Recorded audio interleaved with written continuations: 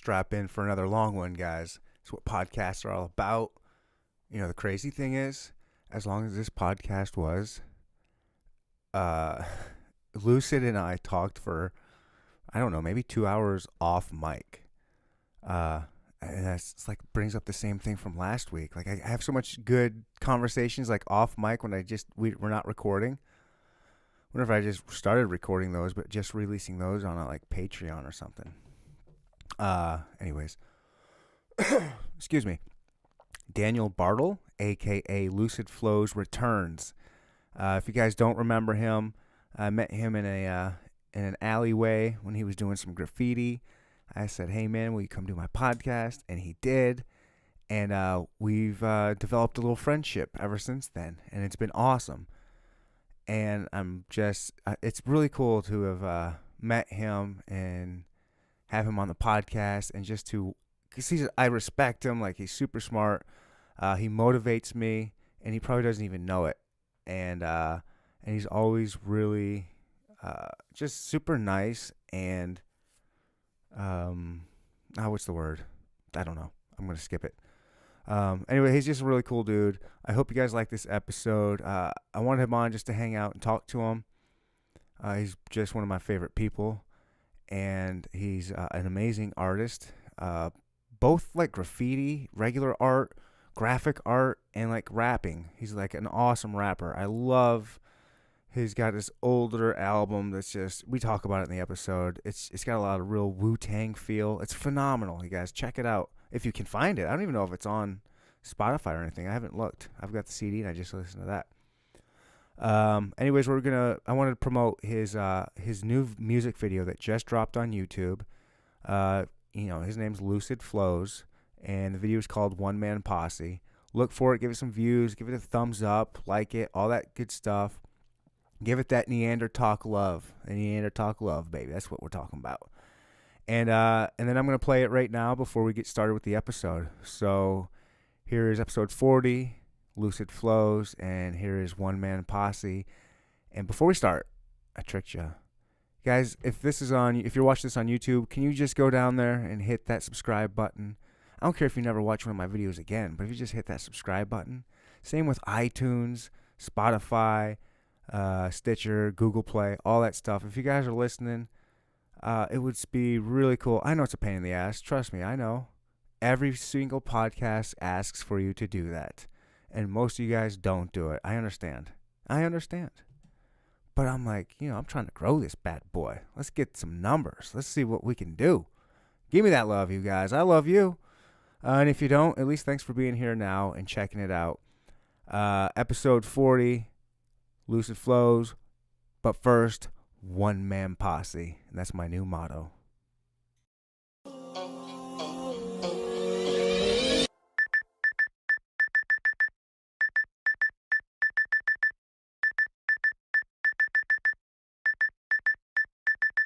One man posse, not gonna stop me. Godspeed, adventurer, contender, I'm the top seed. Clock things and squash beef like a croc's teeth. Up in the swamps, deep dark water, jaws steam. Plague of what his claws sink deep inside your mind. Mind designs rhymes that are something never crossbreed. Ox feet, hawk swings, jabberwock offspring. Rattlesnake venom and a wasp sting. One man posse, not gonna stop me. Not gonna stop, not gonna stop me. One man posse, not gonna stop me. Not gonna stop, not gonna stop. Matter of fact, try to block it, ran right through. About to blow up from the underground like landmines. One man posse, not gonna stop me. Not gonna stop, not gonna stop me. One man posse, not gonna stop me. Sharp as a Mach 3, razor blade a shop. Keep master on my tray like I done it. Slid to swap meat, chop meat, butcher with a hot beast. Thirsty with the earth to murder them and get off scot-free. Everybody in the body got a body, kamikaze fly boy. It's the same old story, another plane going down in a blaze of glory because of one man posse. Not gonna stop, not gonna stop, not gonna stop. One man posse, not gonna stop, not gonna stop, not gonna stop. 6 minutes I'm on, I'm swilling with my brew. Devil's all up for solo, don't even need a crew. I'm a one man posse, not gonna stop, not gonna stop, not gonna stop me. One man posse, turby, topsy, cannot clock me, I'm moving at my speed. They try to cop me, cotton, oxy, death will separate them like Whitney and Bobby. Stick with me probably, not if it's a problem, you got me. This pimp shit is whipping jalopies, can I be the odd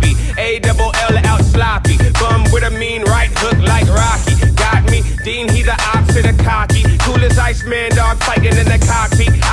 I don't care if fans try to mob me. Ready for the love, Abu Dhabi and oddly less than the best if I copy. Assimilated garbage is honestly not me. You got 3 seconds for Goliath, feel the knock. Nigga, I'm David in this bitch, a fucking one man posse. They ain't gon' stop me from doing my thing. The independent affiliate, mad militant, similar to a gang. The spit still critically acclaimed. Bitch chill, sit still, big deal. Still minutes in the game. How they gon' stop me now? You gonna come top me how? You cocky enough to box me? I'm Rocky and Pacquiao. I crack jaws of assholes, fragile as glass Joe. You can crash and burn in the furnace next to a gas stove. Bitch to the snap again. You been bitching and babbling. Shut up and take a listen, bitch. You been missing what's happening. Cities unraveling, and it's wrapped in the fact that these shitty rappers is passing as advocates for immaculate. One man posse, not gon' stop me. Too innovative to be barricaded or box me. High flow, hot springs, hack and save face, rip break protocols are all anonymous proxies. One man posse, not gon' stop, not gon' stop, not gon' stop. One man posse, not gon' stop, Not gonna stop. not gon' stop. Matter of fact, try to block it, ran right through. About to blow up from the underground like landmines. One man posse,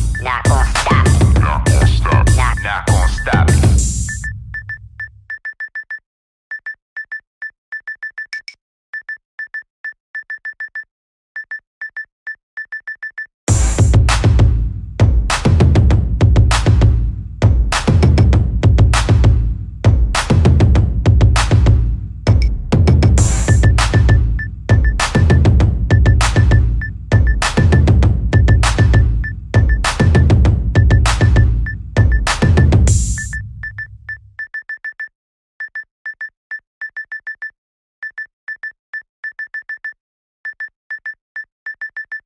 Time for Neanderthal.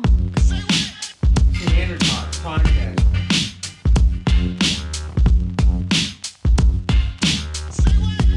Podcast is always in my head. Listen to Neanderthal.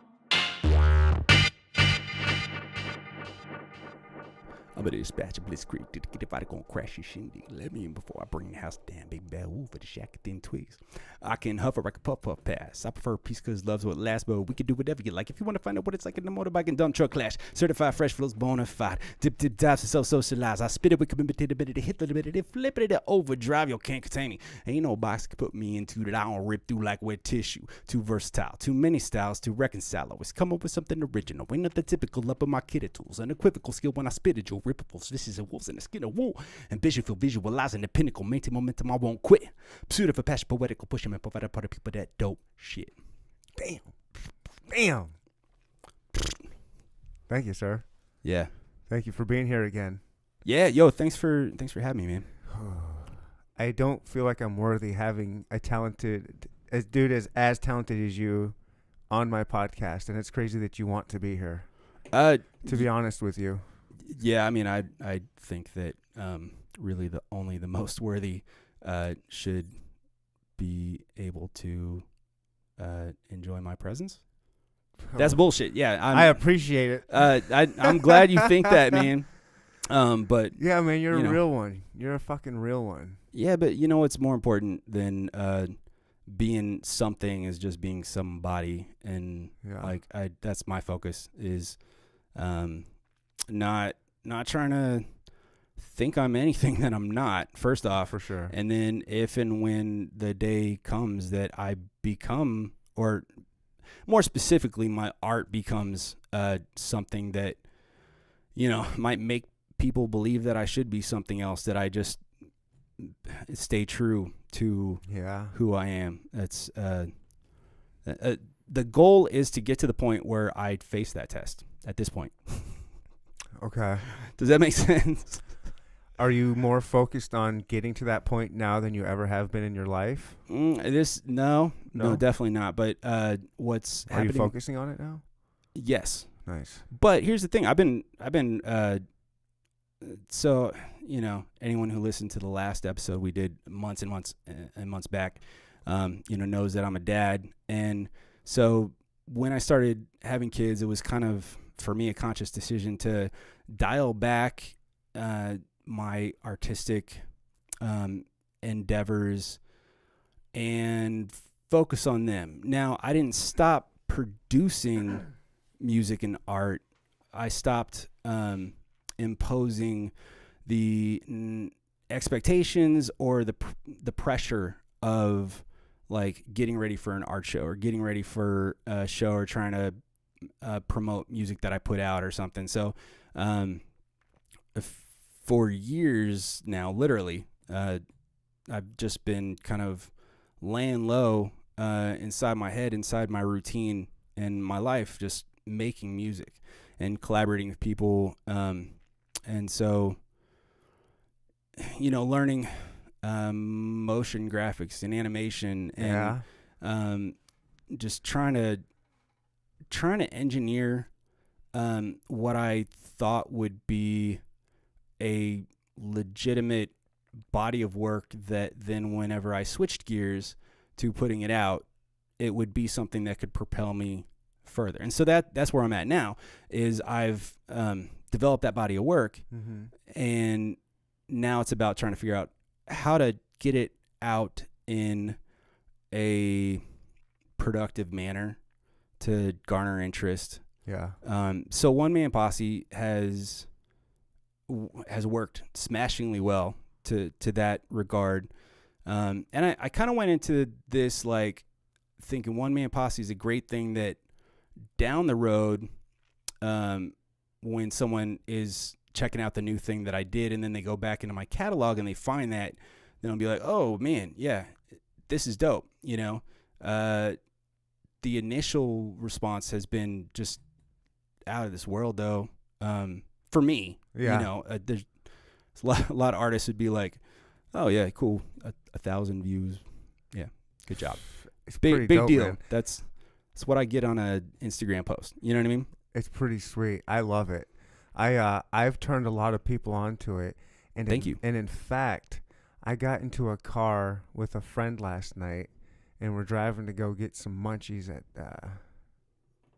what's that place called? It's a great munchie place. Oh, Jack in the Box. Okay. Yeah, everything. Anyways, so we're going up there, and one song plays, and all of a sudden, One Man Posse came on right after that on her Dope. Spotify. I was like, yeah, are you kidding me? This is Dope. actually on here. This is on your playlist. She's like, yeah, Dope. I love it. She's like, yeah, thanks for showing it to me. I was like, yes. I was like, he's going to be on the podcast in a couple days. She's like, oh, yeah. So That's yeah, dope, man. it's cool, man. Track's gotten a lot of love, and it's not a very serious track. It's like It's fun. It's good. I love it. yeah, it's fun. It's just wordplay, a little bit rowdy. It's just lyricism, really, and it's like you notice that beat doesn't even have a melody. It's like just percussion. Every part of that beat is percussive, and is that a word, percussive? Yeah. And it's fucking banging, dude. I love it. Yeah, it's got a great bounce to it. So right now, in the promotion put out of that, like obviously I'm, taking full advantage of relationships I have, like with you, or on Saturday, I was on the Show Me Mix show on 91 KKFI. Me and Lou Rip went up there, and I know Kiz One, like old school, so he welcomed us up and did the version of Red Carpet that my station appreciates, which is really just love, when you show up, and they played it, and it felt right. It felt good. It felt like this is it's a track, it's a project, it's something that knowing also what else I have queued up to come out, and then that's the first thing that I dropped, with everything else coming behind it, which I think is significantly more potent in different regards. I'm not saying it's all gonna shit on One Man Posse, because like I did my thing on it, but dude, Gotti and Lou Rip just murdered that track, and I remember going into that beat and being like, dude, what am I gonna do to this? Because my tracks are like my old school stuff, which you have the old album, like highly conceptual tracks, right? Man. Very wordy. There's some hooks on here, right? Yeah. But I've never been like hook centric, right? So I've never been the artist that just comes up with a catchy hook, Right. and then raps to Supposed or to source that whatever stuff out. Well, yeah, Right? and If you're not if you're not good at hooks, so, I mean, wouldn't you just source it out? I mean, that's an option. if you wanted to have a hook, I wouldn't know who to source it out. I write way more hooks than I've had, written for me. Yeah. Hey, is it fair to say? I mean, for me, anyways, like kind of the first half, at least, of that album is like real. I get a real Wu-Tang vibe from it. You're talking about Project Lucid? Yeah, Project. Is that what it's called? Dude, I was a super Wu-Tang fan. I would say that Wu-Tang was probably the greatest influence on me when I was young and stupid and naive and had just started college and was smoking too much weed. And every white kid in the 90s, right? Yo, I want to rap. Right? Yeah, like I want to do this. Yeah. And cool. That's great. I think what the awakening was, because I was into kung fu flicks, when they came out. There was a place, I grew up in Arvada, Colorado, and in Boulder, this was like late 90s, right? And in Boulder, there was it was called the Video Station. Anyway, it was like a 2-story video rental store because I remember those. The internet wasn't really much of a thing back then. And they had an anime section and a kung fu section. Yep. And it was all binders. And each page was a movie, right?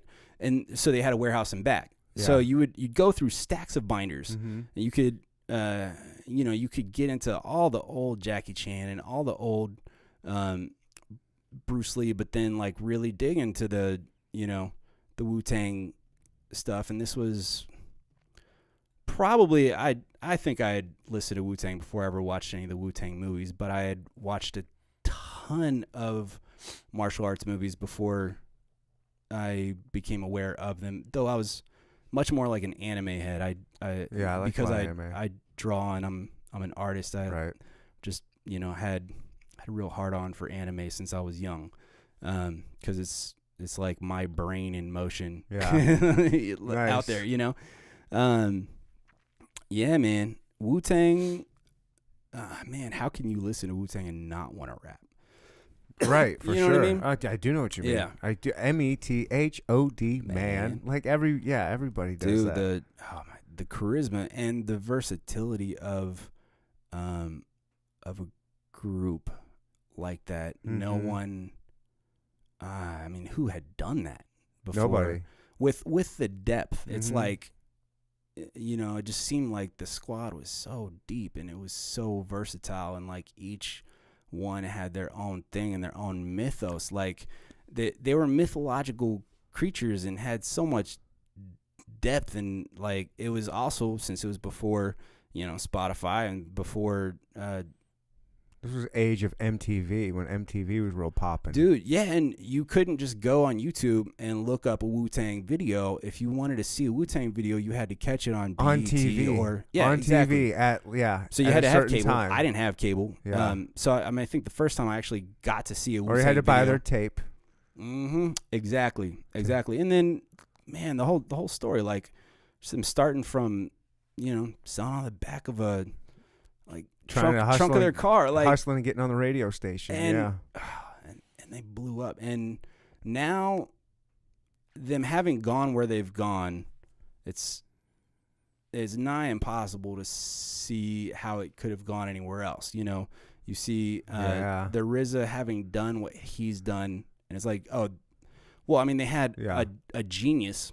And then there's Genius Jizza, who is one of my favorite lyricists, but RZA, like, he just thought, I mean, I don't want to project in his brain. What I witnessed is someone who sees the world in a capacity larger than most other people, mm-hmm. and had something inside of him that superseded his environment and worked within this dynamic, and like found his way into movies and doing soundtracks. Yeah. And I love watching him. I love watching a movie that I don't know he's in, and then he pops in. He's like, "Oh shit, that's the RZA." Yeah, I love it. It's like, yes, this movie's great, dude. And no one sounds like him. Yeah, or even No. kind of looks like him. He's got kind of a not unique really, look. very unique. Yeah. Yeah, absolutely. He's a unique And, dude. I mean, all those dudes, All of them. they all seem like royalty. They are You know, royalty. Yeah. Oh, I mean, obviously, like hip hop world, they are. I'm just saying, What like, would ODB be like right today, you think? who would he be like? What Or- would he be like Man, if I don't ODB know. was still around? I miss that dude. I miss that. Have you seen his son? No. Robin over here. Do me a favor. Click on here. Hit the Google button. Hit oh gosh, ODB. Just ODB. Old Dirty Bastard son. Oh, what is his name? I mean, Young he- ODB. he had Young like- ODB. He had like 13 kids, right? Or Hold something. on. This dude is. Oh my God. Yeah. ODB Jr. He gosh, what did I say? I saw there was some kind of documentary, a Wu-Tang documentary, and they did, Spitting image. and they were looks That's just crazy. like him. Looks Yeah. just like him. So does he rap? Yeah, and he tries to sound like his dad. How would you not rap if you grew up in? If you were ODB's kid and looked Yeah. like that, and Yeah, looked absolutely. like that.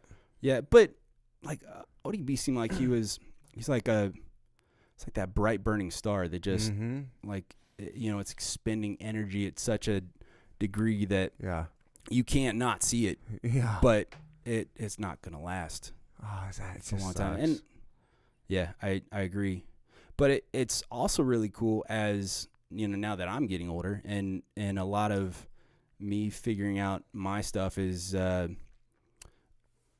engineering like the long-term strategy, right? And then seeing those dudes, seeing Method Man on like a news channel, like wearing a suit, being that dude, and then seeing him in in any number of TV shows, yeah, and being this character or that character, and he wasn't so talented. attached to Yeah.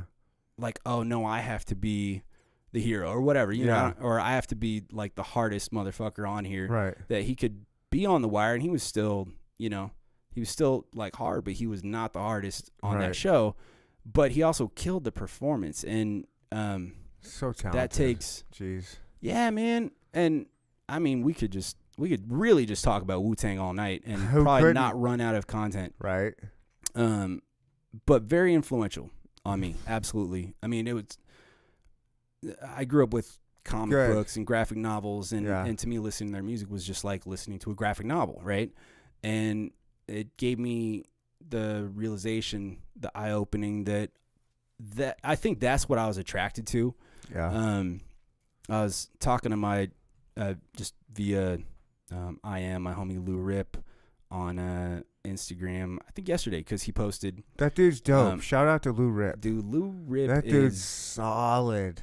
That I've been dude. I just found out because of your One Man Posse, Yeah, and then he's been associated with you. The dude actually followed me. I got a little. dude, that It was pretty awesome that he followed. So shout out to Lou Rip. Yeah, that dude's sick, man. He's super talented.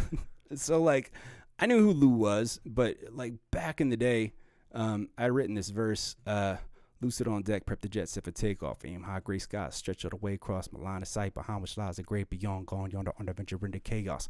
And like every time I was in a bar with that dude just run, and he's, what is he, like 6'5", 6'6", 6'7", or whatever, big motherfucker, and he just like run up in my face, lucid on deck, prep the jet set for takeoff. And I mean, I've had a lot of people give me props about like my shit, but I've never had someone like so emphatically excited about just some lines I wrote that they Cool. would come up and like spit him on my face. And then, Oh, cool. obviously, like he is no slouch on the mic Yeah. by any means. And so it was years in the making for us to finally find the opportunity to work together, not just on some tracks. We did some tracks. I was on it's called Push a Man. It was like the hidden track, I think maybe only on the CD version of Vestige Autonomy. And I love that track. It's really dope. It samples the old Push a Man I'm the pusher man. Mhm. Yeah. Yeah, and the bass line, it's like really fun to Yeah, ride. yeah. And so the way we both just kind of went in on that track, it was really cool. And I was like, dude, we just got a good vibe. But then it was again a long time later before we started working on more stuff. But from the beginning, I had that dude slated as like if I find the right spots, like I want him on my shit. One Man Posse, he just like I wrote my thing. I went on the real strict like rhyme scheme of Posse, Godspeed, Adventure, Contender from the top seed. My whole verse is like I don't think I break from that rhyme scheme in both of my verses. And then Gotti did the same thing, and he freaked it. He like took it in a whole other way. And then Lou comes in from Oxy, yeah. Oh, dude, Whitney and Bobby, yeah. Yeah, and we could break down those verses. And Lou and I were geeking out on Gotti's verse the other day because he just has the crazy shit in there that you don't even realize. I'd be the odd beat, ALL out sloppy, and it's like oddball. That dude's dope too. Oddball, like outs. It just man. Anyway, a great song. I like it. I've listened to that song a lot. I bet. You make music, you listen to it ad nauseum. Do you make love to that song? I've never made love to that song. How about to any of your songs? No, I think that'd be weird. Would it? I think so. I personally don't feel like I make very sexy music. I'm not saying do it for the sexiness. Just do it because just that's right, babe. That's right, babe. How are you feeling getting banged by the dude that made this dope track? Also, really don't know that my wife would be into that. Like, she would probably start laughing. Really, yeah, or just think it was. I think she'd think it was silly. Sorry, I gotta throw a little monkey wrench at you. Yeah, throw away. That's why I'm here. I'm not here to hell yeah. Just man. Thanks for being part. Thanks for throwing me into your media tour you got going on. That little radio thing, and then you said you got another thing going on pretty soon. Yeah. Are you really trying to like if my homie Belico hits me up, then we're supposed to pimp all this? Here's the thing. I'm trying to do everything I can do, which is not a lot. So one of the, I don't know, if you want to dig into One Man Posse, it's like, to me, the premise of that is a lot the DIY approach to things. I love it. If anyone listening to this has seen the video and doesn't know that that I edited and animated that video, also, now you know. And it took me a long time because I didn't know how to edit and animate before I got into that video. The animation of all the words and stuff. Yeah, so type animation. Yeah. That's a type of animation. Yeah, I'm not. And there's a few other flourishes. Yeah. Now the jittery. I was hanging out with my homie Neil, who I used to live next to back in art school, but he's out in Whitefish, Montana these days. He's just like a motion guru. He actually hung up doing motion, which is crazy. He like years back was doing stuff for VH1 BT, Comedy Central. Like he would do a lot of how they had like the Segway animated shorts and stuff. And so he would do that stuff, and he's amazing at it. Wow. But I guess he kind of lost interest. I think it's a very cumbersome industry. Like, right. You sink a lot of time and right. stuff. Anyway, he was out visiting one day, and I showed him that video, and I had it like 90-some% to where it is. It was basically the same video, but he was like, why don't you send that to me, and cool. I'm going to just tweak it? Yeah, I'm just going to add polish it. Yeah. And then he added the bounce effect, the jittery effect. Cool. You know how it bounces? Yep. And he used, he coded that in. Oh, cool. And I was like, oh, dude, I love the effect, but the version he had, it was like the whole thing was bouncing. Okay. I was like, okay, but then I lose all the time I sunk into doing the really careful, like masking out any one of us so that letters come from behind us, like all the nuance and everything. It's like, well, that's not there then, and also was kind of giving me a headache to watch it so jittery. Right. So he gave me one version with, one version without, and then I edited it in and out But and then he also added there's like some particle effects, like it looks like maybe there's a fire and now there's like ash kind of floating through the air. Added that kind of stuff. So it's like One Man Posse is kind of a DIY thing, but at the same time, that's so cool. Wow, that's so cool. It looks like it's got so much production and professionalism put to it. It looks like a big deal. And I'm not saying that it's not, but that it's a DIY thing and that it looks that dope. Yeah. That's sick. I love that. So obviously, because everything I do is DIY. Yeah. Well, so you appreciate. Yeah, that's what I'm saying. I love it. That makes it even better. Yeah. It might seem less impressive if I were actually able to quantify the amount of hours that I put into it, and then someone like sat at a computer for that amount of hours, they might be like, okay, this is a lot less impressive to me. No way. But staring at a screen for hours, dude, that's not easy to do. And learning how to do it at the same time. I know. Yeah. Yeah, but so that I don't know, that video it's dope, largely because when we made the video, we just like kind of vibed out. Like everybody that was involved in that video are homies of mine. Gadamus, we were roommates for some years back in the early 2000s. Yeah. That dude's dope. I like his stuff a lot. That dude's sick. How can you not like Gotti? Yeah. Gotti draws too, and he's really good at drawing. Yeah, I mean he's an artist. But his rhymes, like when we lived together, he would just like he'd write rhymes and he had verses all over the house. And his rhymes and his style and his voice, and he has a cool look. You know what I mean? He's just a cool looking dude. Well, and one of the things he's a cool looking dude. Yeah, one of the things that jumped out to me when I was editing that video is he had given me. It was like he was seeing his rhymes in front of his eyes, and then when I saw him doing motions to his rhymes, it was like he was instructing to me how to, like when he does the odd. Yeah. You know, I was like, how to make your video?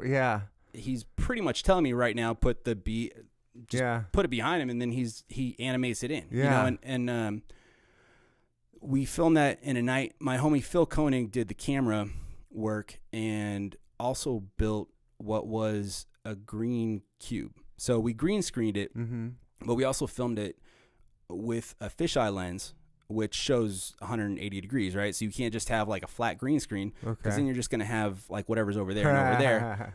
It's going to be on the camera. Right. So he built in an art studio that he had at the time. He built a green cube. Okay, cool. Where was this art studio? At the old, was it an Osco drug? It's cool. It's at 39th in Maine, just down from there, kind of like right across the street from that back was, in the day where Recycled Sounds used to be and stuff. Westport Road. Yeah. And Main Street. And it was in pretty sure CVS. There was a CVS there, right? I think it was an Osco drug. Like back when it was like pre-CVS, or CVS was not. But now there's a CVS there, I think, right? There might be. Well, so that building's an artist studio. They turned it into artist studios. Okay. My homie Syke did the mural on the outside, and dude, you know all the coolest people. I lucked out. I came up with these dudes, right? And yeah, man. I mean, we all kind of. I like to think we all just sort of motivated each other to always be stepping up our game, and then decades later, those of us who kept doing it, kept stepping up our game, we're doing stuff. You know, that is the one of my favorite things about this podcast is it's really gotten me involved with local music and like how awesome the local scene Kansas is City here. has a dope. It's insane. Music scene. It's insane. Like there's people I've never heard of. Like I just for whatever reason I've never gotten super balls deep into local. Of course, Tech Nine and Strange Music, but I never got. Well, it's always been like it's awesome. There's so many amazing. Like always been like well pocketed. So there's since I came here, which was in '98, and I found a really fervent but pretty small hip hop scene. Yeah. But that's why everyone knows each other. It's like everyone Right. who was doing stuff back then knew who each other was because we were sharing a lot of venues. Right. That We makes weren't sense. sharing a lot of venues. We were a lot of us sharing the few venues that were available. Sure. And everyone who was actually, showing up and trying to do shit. Like you didn't, I don't know. It was also like It makes sense. It's a small town. pre-social media and stuff Yeah. too. So that, like, you couldn't be in the hip hop scene unless you were at the shows. Right. Right there. Later on, the forums appeared back when forums were a thing. Right. And there was like the Hip Hop KC forum and the Lawrence Hip Hop forum, and like Mac Lethal had Lethalville, and these were big communities of artists who connected on a early form of the social platform. But all those people met at hip hop shows. Sure. We all rolled out to Lawrence for the same shows because Kansas City wasn't getting anything at the time, so Granada was pretty big. Exactly. Yeah. Yeah, there were a couple spots. And there's some smaller places out there too. There's some smaller places right Yeah. around the Granada that had good shows. Yeah. I forgot the names of them, but there's like a small. Bottleneck. Is it Bottleneck out there? I That haven't sounds been in familiar. Lawrence in a minute, but Yeah. I saw amazing shows in Lawrence. I saw did I see KRS in Lawrence? Nice. I saw Hieroglyphics in Lawrence. Saw Talib and Mos in separate shows in Lawrence. Saw Das Effects in Lawrence. Saw really I shouldn't go down that road because it's just like so many artists that you weren't going to get to see them in Kansas City because they Right. weren't coming here Right. because there weren't the venues and there Well, and the wasn't- college kids know who they are more than just Yes. the city does. Yeah, exactly. Right. Exactly. If there's not, if good venues aren't going to open up to you in the city, then, I imagine if I toured, it'd probably be really focused on college towns because For sure. Yeah. that's the market, man. Yeah. They can start to drink and do stupid shit and act rowdy, and they'll bump the hell out of your music and make it seem cool. But yeah. but they're digesting it. They're open to it. You get a little bit older, I'm open to music, new music.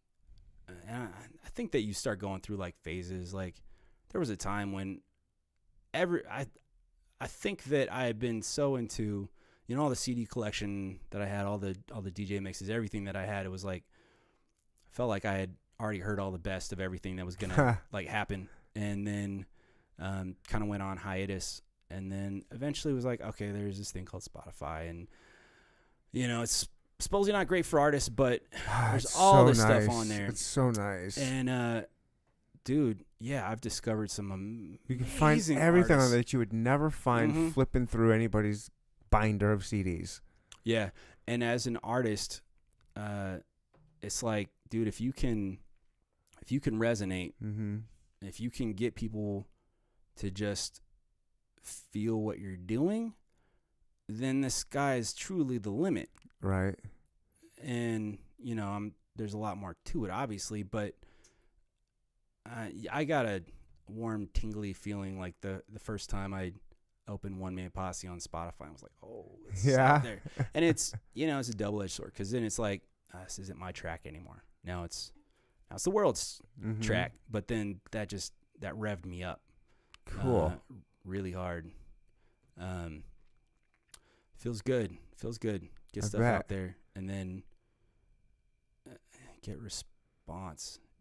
So the part of like laying low and just making music for years, you don't get a lot back from it. Right. So I working towards, like we were talking about, working towards like that goal or whatever. And I'd been working towards it in a very focused way, but a very like it was a one-way kind of movement of energy because I wasn't getting anything back except for from, you know, my closest friends and people that I would share stuff to, and they'd be like, dude, I like that. I like that, you Okay. know? And Yeah. they're a lot But of then peop- you're a friend. They're your friends. They're yeah, gonna have to exactly, say that anyways. exactly. I hate it's so it's nice getting compliments and stuff from friends, but there's always that thing in the back of you like, you have to say that you're my friend, or like, do I really? Of course you're saying that. See, So my friends, we'll say, hey, this shit sucks, fix it. yeah, Okay, that's cool. yeah. They're not there to kiss my ass. Right. You know, if they like it, it's because they like it. Yeah. I mean, one of my best friends, Joker70, who's producing some albums for me and Lou Rip right now. We're a group called Mokes. And Joker70 was the producer on Mokes, MOKS, MOKS, Missouri, yeah. Kansas. You got it. Yeah, I mean, there's more to it, but that's Yeah. We're just like, dude, that sounds good. It's simple. It's strong. It's Mhm. good. Urban Dictionary says mokes. A moke is a man with a giant phallus. You know? So we're like, cool. We're good with it. Dope. Yeah, man. But so Joker70, you know, did all the beats on this, and basically was. How old is that Human Crop album there? Circles. 2010 Okay. was when we put that out. Man, I like it. And during that process of Joker and I making that, like there was plenty of I don't like that.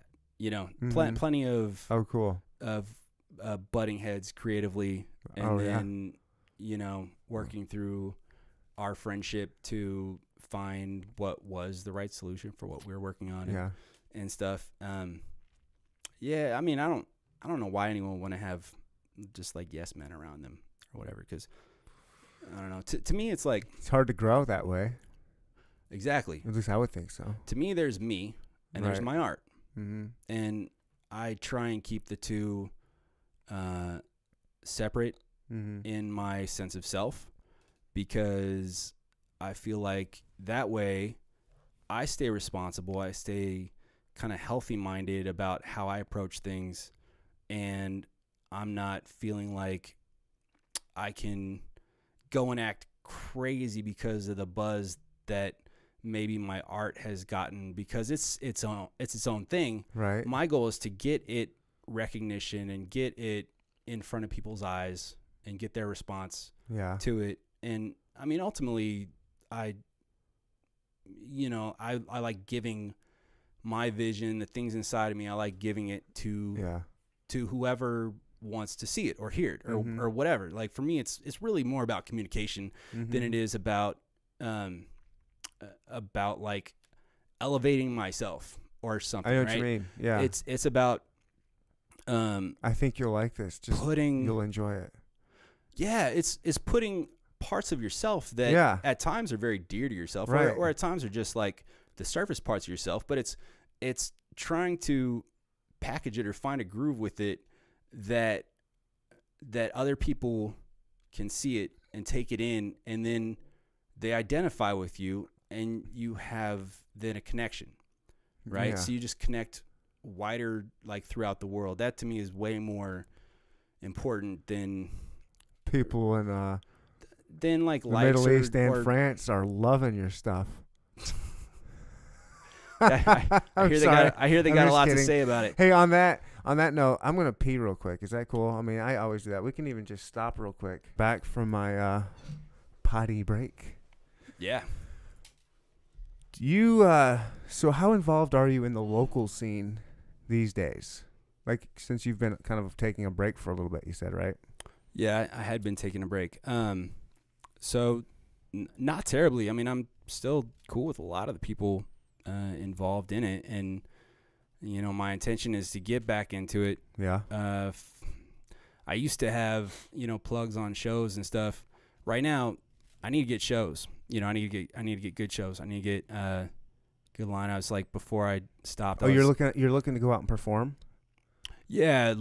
locally or like close regionally. I'm available. You know. Oh, cool. If you got a lineup, you want to MC for it, you know, I'm probably down. As long as it Really? works out with my schedule, because Yeah. like home life and work are my priority. Absolutely. And this just kind of fills every other gap that I can, you know, Mhm. possibly find. in the time in between. But yeah, man, I want shows. I love performing. You know, Yeah, with I bet. with my visual arts, for me doing murals Mm-hmm. is kind of like that. I don't want to say it's like the epitome of what I like doing, but it kind of is. Like, if you're in the public doing art, then it feels like you're living in something bigger than yourself. And Right. doing shows is the same way. Like, getting the response from the crowd being the thing that has you both nervous and excited Yeah. to get up and present what you do, and also to, make sure that you're on point, that you haven't had too many drinks while you're waiting for your set to come up. Oh, for sure. Or maybe you said no to going out to the car and, like, smoking an L with some Right. people Right. right before, because that's not what you're there for. You're there to you perform can do or that put your stuff best any on. day. Right. Yeah, and I love it. I love that, man. I love killing a mic. Feels so good. I bet it It feels does. so good. I bet, man. Makes you want to just do it again and again. And man, the thing about rhyming is, like, if you can say something and you can make it rhyme, it becomes powerful. Mm-hmm. And so for me, like, trying to find one of the hardest things, like, starting out as an MC, is sort of like dial it back to when I was first starting, and like you were talking about, do Wu-Tang have an influence? Yeah. So yeah, okay, you're like, oh, I love Wu-Tang, I want to rap. Yeah. What do you rap about? You probably start writing raps that sound like you're part of Wu-Tang, but they're not nearly as good, and they probably sound really silly. Right. But you start where you're at, and then, like, you're freestyling, and maybe because everything that you hear is rapping about, like, bitches and drugs and violence and stuff, then Right. that's just that's the reservoir you have to draw from, and you Sure. find yourself saying things that aren't really you. Mhm. And I had a huge conflict with that when I was starting out, because it's hard to own something that's not you, unless you're the type of Yeah. person who does that, and I'm not. Right. So, like, then self-discovery becomes the engine for figuring out what that is, and then discovering things about yourself, the world, or just, like, what you're into, and then figuring out how to convey that Right. becomes like it's like a puzzle, Okay. kind of. So, I mean, it becomes startling when you're trying to, like, really convey an idea. How through music even? Yeah. How some words just end up rhyming, and it's like, holy shit, I just, like, I have some verses that it's all one idea, Mm-hmm. one story, whatever, that cohesively conveys a concept from start to finish. I was telling you earlier, like, I think I've always been a better writer than rapper, because I don't think I had a great delivery starting out. I didn't really know my voice. Right. And so writing was just what I felt confident in, and what I still feel confident in, but I just geeked out on. Yeah. And so for me, it's like a lot of getting into the syllable rhymes, and then running those on for a long time, and then almost always having a secondary rhyme scheme that sits within the major rhyme gotcha. scheme. Yeah, I gotcha. Like, I've got this verse that I did for Joker 70 and my homie Clay Hughes. They did a project called The Weather Machine, and there was a track that I was on with Irv the Phenom, and I just love this song, and it's called Got a Soul. And the verse that I wrote is, I got a soul the devil wants to take, and is gonna get if I don't heed precisely what's at stake. Cold-blooded snake trying to suffocate my love with hate, and draw me down to lock me in behind his dungeon's gate. No one escapes from the fate. Maybe it's running later just awaiting some mistake that would have come to make in the future. Later or sooner, who are we to complain? When the souls that we sold are gone for good and greed is to blame. It's a corrupt disease of the brain. This need to attain a certain status and achieve some acclaim, conquer kingdoms to reign over at the cost of a legion of slain soldiers. The corpse is fuel, feeding the flame, and furnace of the hellfire propelled higher, riding on the wings of a plane inside a hydrogen bomb. See, there's a line that's been drawn between what's right and what's wrong. I'd be damned if I could tell which side that I'm on. You know, so you hear in between. I see like in the between whole, rhyme words. yeah. There's like, you know, I get into other Yeah. rhyme schemes, but then to do that and maintain like a cohesive train of thought is a really fun puzzle for me. I can see and that, is yeah. extremely powerful when you deliver that to people. And you know, and you don't fumble on the lyrics at all, or whatever, but you get the opportunity to really put the emphasis on those rhyme words. And there's a power in rhymes, man. There's a power in rhymes that you can like send chills up someone's spine if you do it right. It's you know, I was married for a time, and my wife wasn't really big into hip hop. And I am a hip hop head, OG hip hop head. Yeah. And one day she was like, "Why do you like hip hop so much? Why do you like rap? What is it? You're like, why do you like it so much?"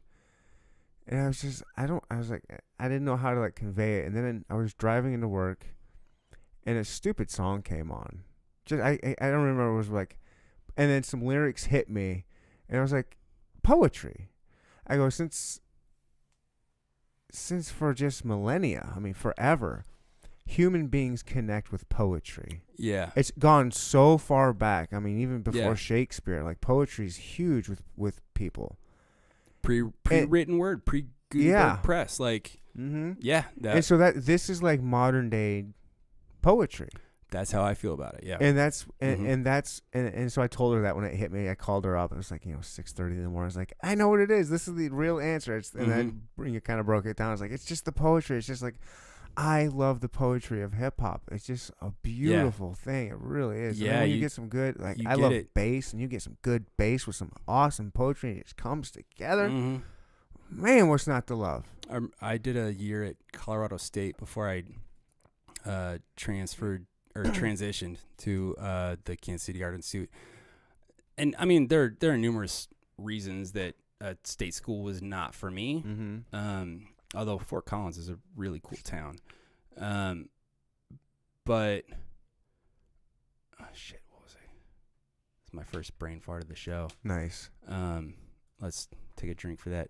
Go ahead. And then what were we saying? That I'll connect my Poetry? thoughts to? Poetry. Oh yeah, Poetry yeah. and hip hop, and how much Yeah, so like when I was in high school and stuff, I was always in like the gifted and talented and like creative enrichment program kind of track of things, right? And I think pretty much because I was a visual artist, because I didn't perform great in my other academic studies, but I always had a well above average interest in visual arts. My interest, I think, often superseding my actual skill level, but one begat the other. Yeah. And so somehow, and I forget exactly how, but that got me into a class at Colorado State that it was like kind of a magnet class of like all these other kids that had been in like gifted and talented programs and stuff. And boy, a more like pompous group of people you couldn't like put together. And I did a paper on hip hop and the message of like my favorite hip hop artists, and really focusing on how they broke down the world, how they explained some of the overarching dynamics of the world. And no one was buying it in that class. And I mean, because hip hop, man, it's amazing where it's at now. It was a completely different world back in the 90s. Dude, people thought it was a joke. If you weren't into hip hop, if hip hop wasn't your world, then there was a big divide between with people white that were people, into especially. Yeah. In the white suburbia, It was, the big joke was, the only thing missing from rap is the letter C in the front of it. I don't remember that, but that sounds Yeah. like I'm sure I knew someone that would have said that. Yeah. Right. Yeah, absolutely. Yeah, but also what most people were exposed to, some of it was, stands the test of time, and some of it was good. But I think even like, you get into like NWA and stuff, and a lot of, man, if you're from the burbs, you don't know where that's coming from. Oh, So no, Ice-T, either yeah. you hear Cop something Killer, like that, I mean, there's a lot of aggressive. and you're like, oh man, there's something just raw here, and I'm attracted to it. Or you hear it, and you're like, why do they have to be so angry? And yeah, a lot of people, if it's not your world, it takes you have to take a step Yep. outside of yourself in any case to understand where someone else is coming from, and that's never been like the strong suit of white America,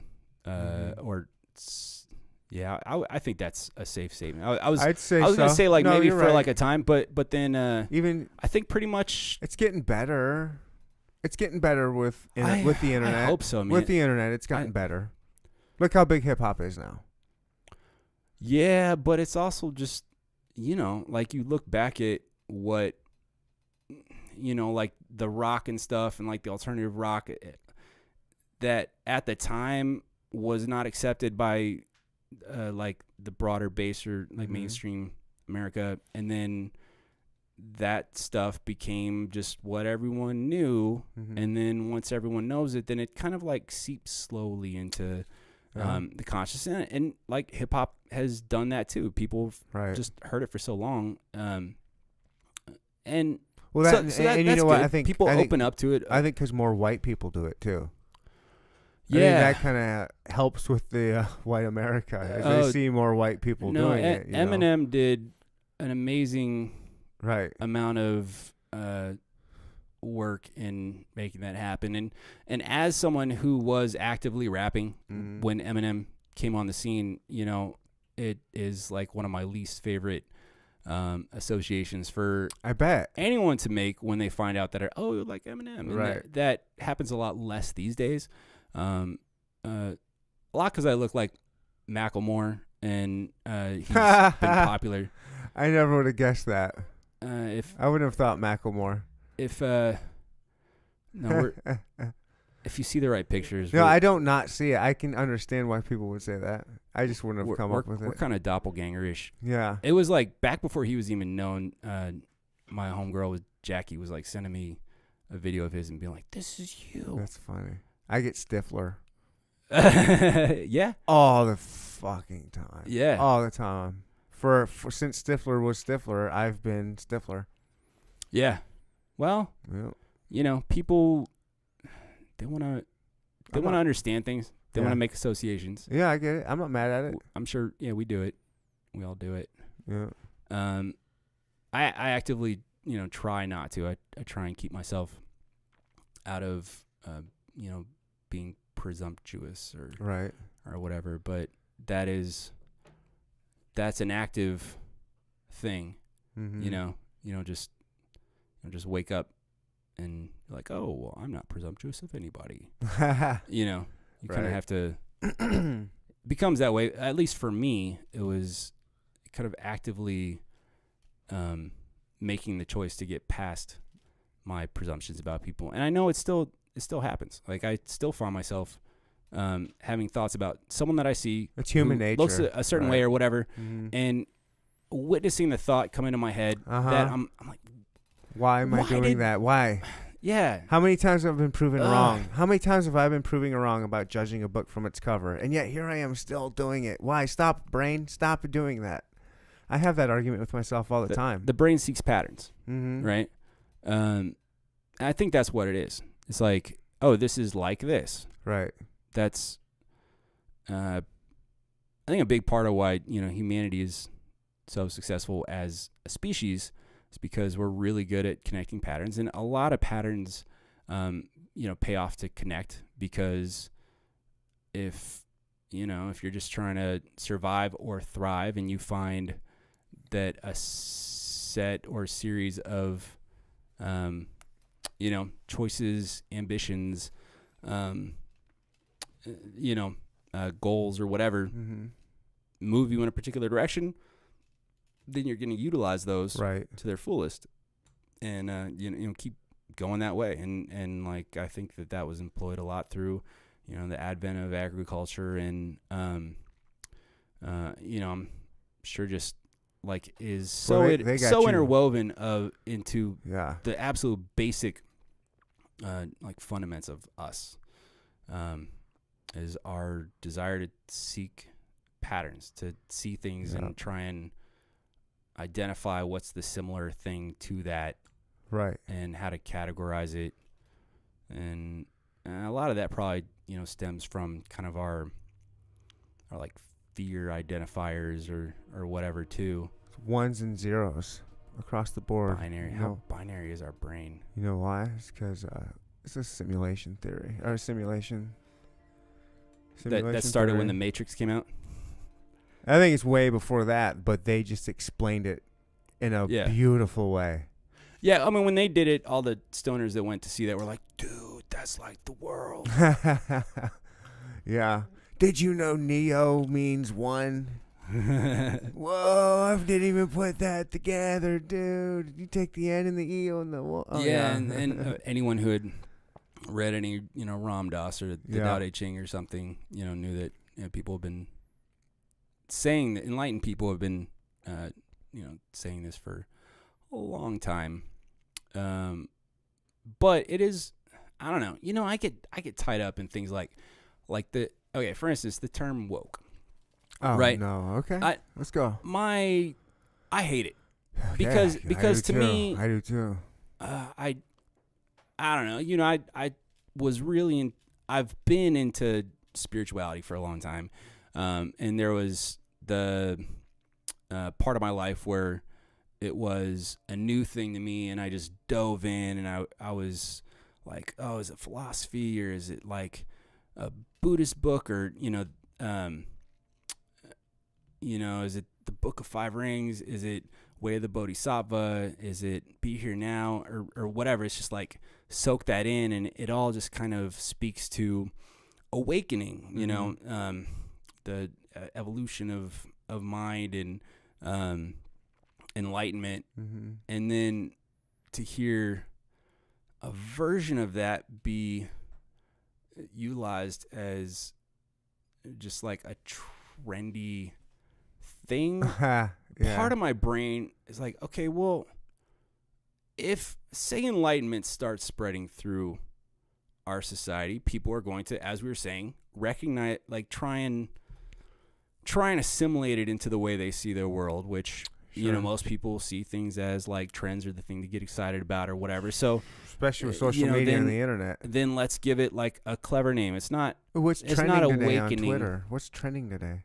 Yeah. Okay, so let's call it woke, right? And Uh-huh. I don't know who coined it. I'm sure it was probably even used in good taste by the person who sort of first Black said, Lives "I'm Matter, woke." probably.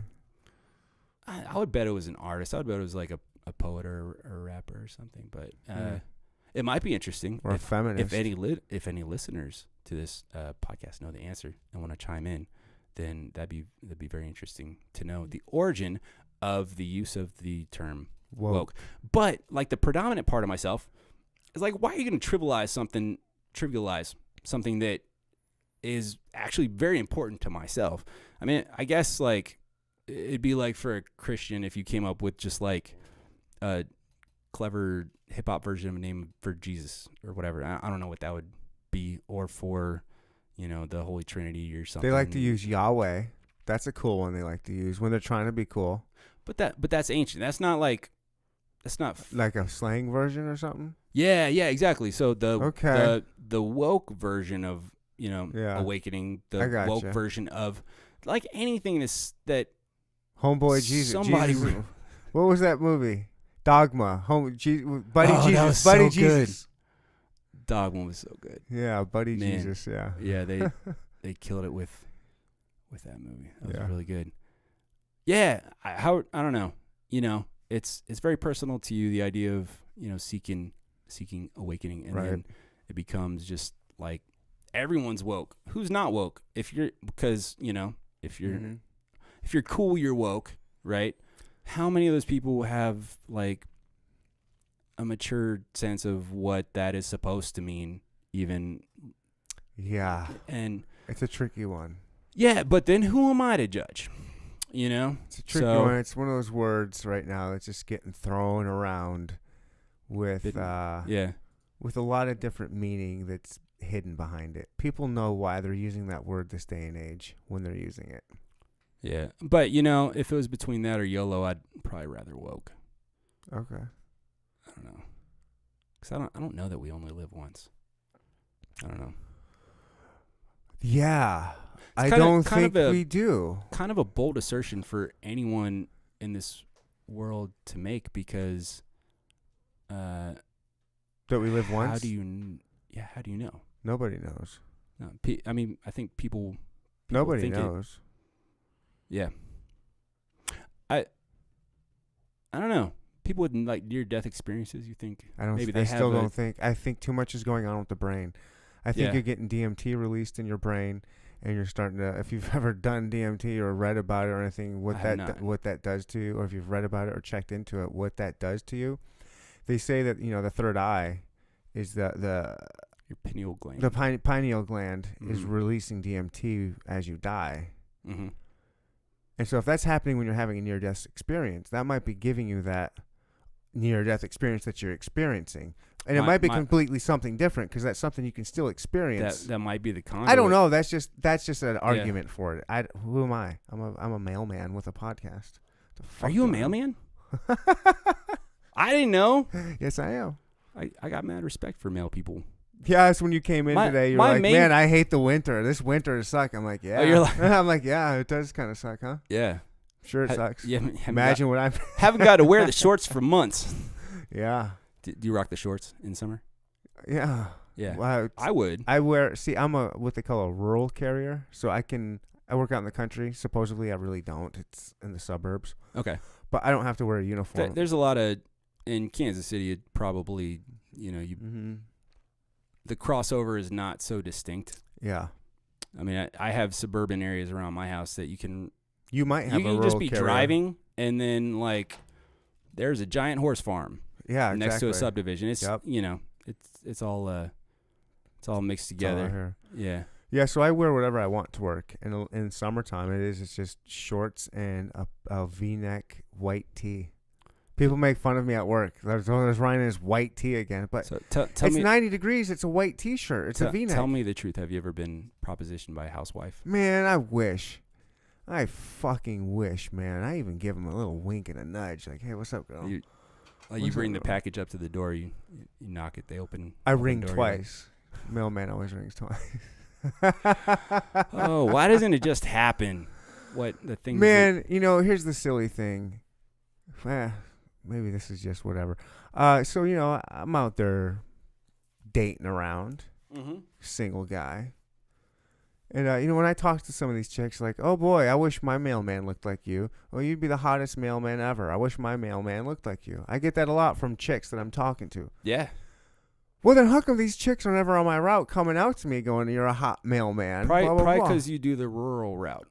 No, I'm in suburbs. I'm in like the wives that are at home all day. Like I'm in cookie cutter neighborhoods. Yeah. Lots of them. Well, probably because Joan from across the street is watching, and and it's not.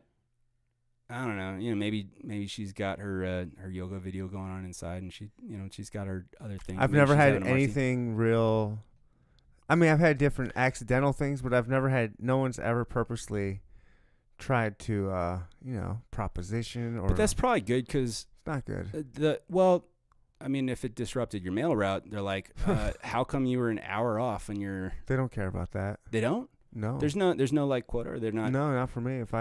As long as I make the truck that picks up the mail to go back downtown, they don't care. Really? In fact, we had a couple substitutes. They fucked in the back of a mail truck. All right. She was a hot little stripper Uh huh. that was wanting a part-time job, and he was So she became a male lady, a male lady, and he was a male man. and he was yeah, they were part timers, and yeah, they met out on the route and got one of those mail trucks moving in a groove and back and forth. Well, I mean, why wouldn't? And she had just gotten married UIS. beforehand. Oh, the post office has all kinds that's- of good drama, as any office tends to have. So that's like the service industry. I used to. Oh, I was in this. I was in the service industry. God, that's just Everyone's like pregnant. Everyone's sleeping with each other. the sleeping with each other. Yes, Mhm. like that's just a crazy environment, man. I think everyone's like making good enough money that you can afford your vices, Yep. but That's why you're working most of the time. likely if you're working, well, I don't want to say likely. It's possible if you're working in that industry, you're not pursuing, more long goal pursuits. Some are. Some I was are, and one. they I just was use it one as a of pit those. stop. Yeah. And boy, it was a day of celebration when I sprung myself out of that. I And that- never want to serve tables ever again. No, I had stress dreams about waiting tables Yes. for years. We might have talked about this last time. No, 'Cause I it's don't not think so. something that I would hesitate to bring up, but I think they've totally stopped. But it was years after, Yeah. because I did fine dining too, and so there's a real emphasis on the happiness of the client and like the steps of service and trying to upsell. And so it's a lot about your personality and what you know about the menu and what you know about the wine list, and really curating a thorough dining experience, whether it's just a group of business people who really don't give a shit about you, or Right. They're gonna forget a about lot you of times anyway. for me it was like a group of like slightly older ladies who thought that I was adorable and wanted love to them. know Yeah. everything about me. So you're that amenable person who, when you're doing it, has to invest every part of yourself into what you're doing to sell yourself and sell the restaurant and sell the food and all that sort of stuff. And I think there is, in no way do I mean to diminish like the real PTSD that like soldiers and police officers and people in truly traumatic situations experience. But I do believe that there's like a way more like Fisher Price version of like PTSD that you get as a server, where it just sticks with you, because there are times where you feel like High stress. high stress. Yeah, you just have your head down. You're like trying to remember everything that needs to go everywhere, and this person needs. It's fight or flight, and there's oh no my God, flight. this person needs a because- lemon. yeah. This person. This you know, table needs a lemon. This chick Yeah. over here, this other table needs some sugar, and this little kid over here just asked for ketchup. Yeah, that person has. And their food's up over a here. gluten allergy that they probably don't even have. Right. Yeah, man. So like, I just got double sat, oh God, or like triple triple sat, sat, or, and God. with a 9 top. Yeah. Yeah. Yeah, dude. So like for years, it would be like a dream where I wasn't even waiting tables. I was in a cafe or something, and someone would be like, "We need someone to help us wait these tables," and then all of a sudden, like, I'm supposed to be taking the order of this table here, and then other people would come in, and then I'm trying to get another order, but then like I know that I'm supposed to get the drinks for the table that I just greeted, but then these people have questions about the menu, and then there's another table, and then eventually there were dreams where it's like I'm running across a field to get to another restaurant that has another table that I'm supposed to greet, and I know it's going to take me like 20 minutes to Right. get back to the restaurant that I'm running across. You know how dreams are. It's like this, Right, this right. field is like miles long. and Yeah. why the fuck I'm running across a field to go to a restaurant Right. to greet a table? Right. I mean, really, what's the pay structure like here? Right. Someone's going to swipe my tip before I get back Yeah. to the other restaurant. Exactly. I never signed W-2s, so I'm not getting paid for any of this. There's no rational reason for the stress, but it's just like, man, that stuff lives with you for a long time. It's funny because I think school does that too. At least it did for me, like high school. Yeah. Like even afterward, like you'll have dreams of like, I think I have a big test coming up. For me, Like it was after high school, you still have these dreams. like first first day or like even after first day, and I didn't know my schedule or Oh yeah, what room to go to? I just had Yeah. one of those recently. Where I was going to a school, and I don't think I was a student there, but I had to find some. Yeah, holy cow, that's weird. Why did I have that dream? Yeah, that's weird. because it's part of you. Yeah. It carries on through you, and, I and hated there's a school. part of your brain that's holding on to that. And I don't know, maybe reliving it through dreams is the part of like that recapitulation is also maybe shedding it because eventually you stop having it, right? Yeah. So maybe that's just a Onto part other of freaky the dreams. coping mechanism. Yeah, but those freaky dreams are probably a lot better than the stress dreams. Maybe. I have some nightmares. I like a good nightmare though. I like nightmares. I'm weird like that. I like waking up being freaked out. Yeah. Mm-hmm. What would be your version of like a really freaky nightmare? Like kind of like I've had some like just I don't want to say demonic type ones, but you get like that weird like scary movie, horror movie type shit. Like where you're going in the depths of hell. Whoa. And there's like crazy babies that are super giant with fireballs. Oh God. Dude. That's not normal? Amongst certain groups of people, I bet it is. Yeah. Yeah, I'm just a normal dude. I've had some nutty fucking dreams. I'll wake you up. Well, It's like, I've had some nutty fucking dreams and like knuckle clenchers and stuff that made me think like, oh man, I must have killed someone in a past life because how did I know what it would feel like to like murder someone with my own hands, because that's just what happened in that dream or whatever. But I've never had like demonic baby monsters. So that's your your imagination, your creativity. not mine. I didn't create it. It was put into me. I didn't do it. Wow.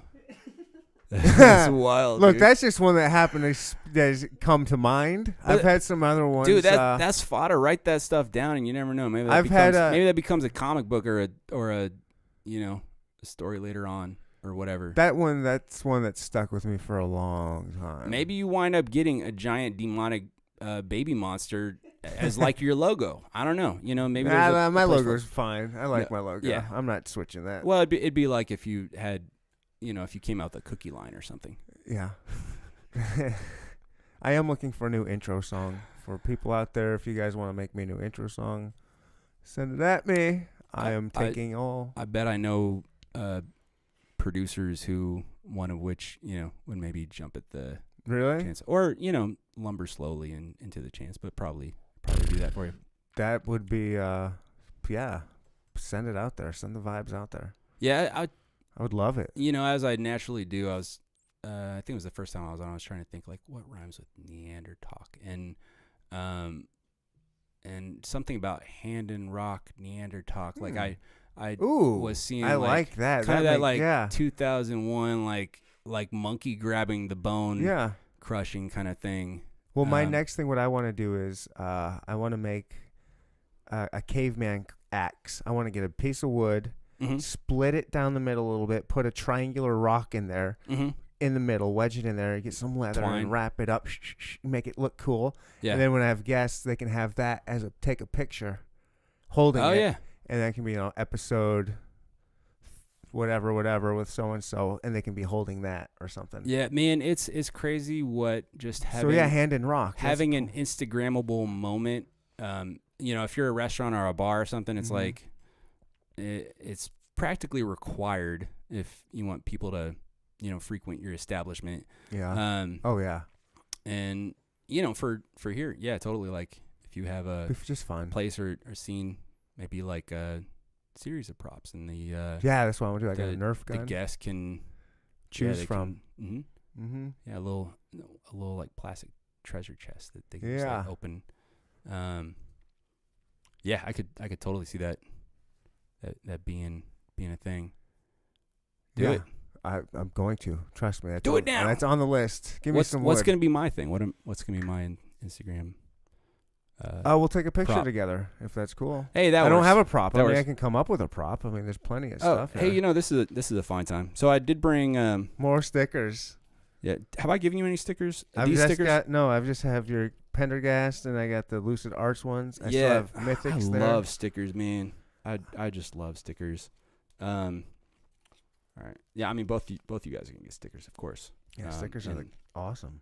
I love these stickers. Maybe I'll leave some that you can hand out to subsequent guests. Yeah, I'd love to. Subsequent's like one of my Yeah, favorite I was hoping words. to get these at that show that you were at, that I was at for a minute and then left. Yeah, I don't know how many of these I actually even Nice. handed out at that. These are 'cause, awesome. You One Man Posse. either No, you're don't active stop. being yourself or you're like marketing yourself.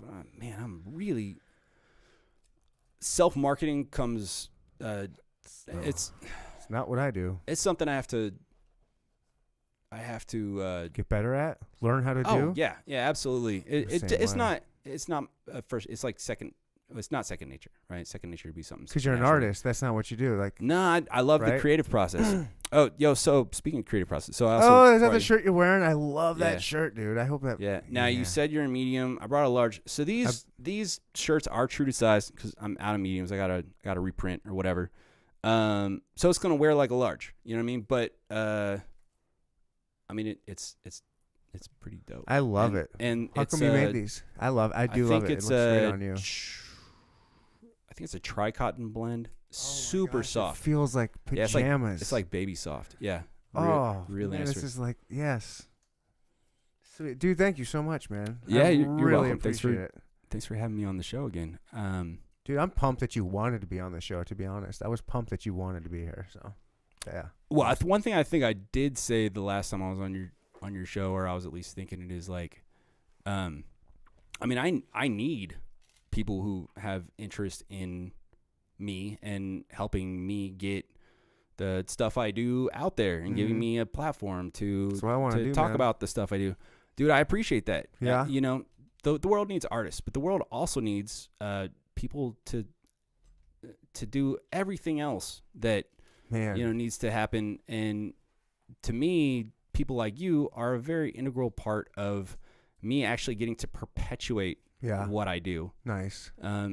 Which kind of like what I was saying earlier, like my dream is, like most of my social network are other artists, other musicians, other artists. And, I probably met them at shows or doing, painting or whatever, or we just came together because we have these things in common or whatever. If someone's a photographer, if someone, is a sculptor, and, creativity is one of those things where, I'm not a great sculptor, but I was trained in like figure sculpture, and cool. I actually did that as a job for a little bit. Thanks to my homie Christian Amen, he put me on a job one time. We were carving these Roman Greco statues that are still at Argosy Casino. Oh, cool. And it's like you're just carving a giant knee out of styrofoam or whatever, and you learn that from learning how to like draw forms or whatever, and all that is to sort of help engineer how you see things. So it's the interpretation of the things around you, the things in front of you. If you're learning painting, then you're learning to dissect colors, because you look at something, you're like, oh, that's red, that's purple. In reality, that's that thing that you're recognizing as purple. If you took a snapshot and you stamp that color, it's probably not purple. Right. It looks purple because it's purple in context to the lamp, but because the light is a color it is, or because shadows are the way they are, or whatever. Yeah. It's probably not actually the color that you're perceiving. Yeah. So a lot of like learning to paint, learning to draw is learning to disassociate yourself from what you think about what you're looking at, and learning to evaluate that thing objectively. Okay.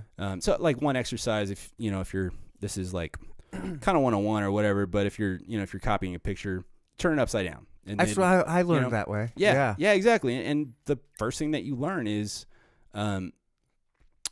wow, like this is a totally different process than when you're looking at the image of a car and you're like, oh, well, yeah, that's a car, and here I'm going to Goes draw like a this, car, goes and like that. But yeah, when you're upside down, you turn upside down, Yeah. and then your brain is, it's disassociated from that's a car to, oh well, that line is about this far away in relation to this other line, and tonally it's kind of gradating from that's funny. kind of a near white to kind of like a mid gray tone, and then Yeah. you pull that through to life, and it kind of ties back to what we were talking about earlier, just like removing the preconceived notions about people and about things from yourself as you perceive the world, and then you see it in a more true way, and you really become a more beneficial member of the world. I think that it's a really human thing to see society and feel like, oh well, that's the world. Yeah. And that's the world that I exist in. Now there's, of course, the bigger world because I watch nature shows and stuff. But I exist in society, and yes, we do, but that doesn't have to be our framework. And when you extricate, would that be a good word for this, yourself from the constraints of seeing yourself as your role within society to the role of yourself within the world and your interactions with every person, then when you run into somebody that doesn't fit your societal idea of like, you run into a homeless person, you're like, well, they don't have a job, and so I am not going to engage with them as a person because they don't belong in my sphere or whatever, right? If you step out of that and then you see that this person is a person, and maybe you don't feel like giving them money. Maybe you don't have money. I mean, who carries cash these days? No kidding. But actually, I have an idea that I've been toying with, and I just don't know if it's a good idea.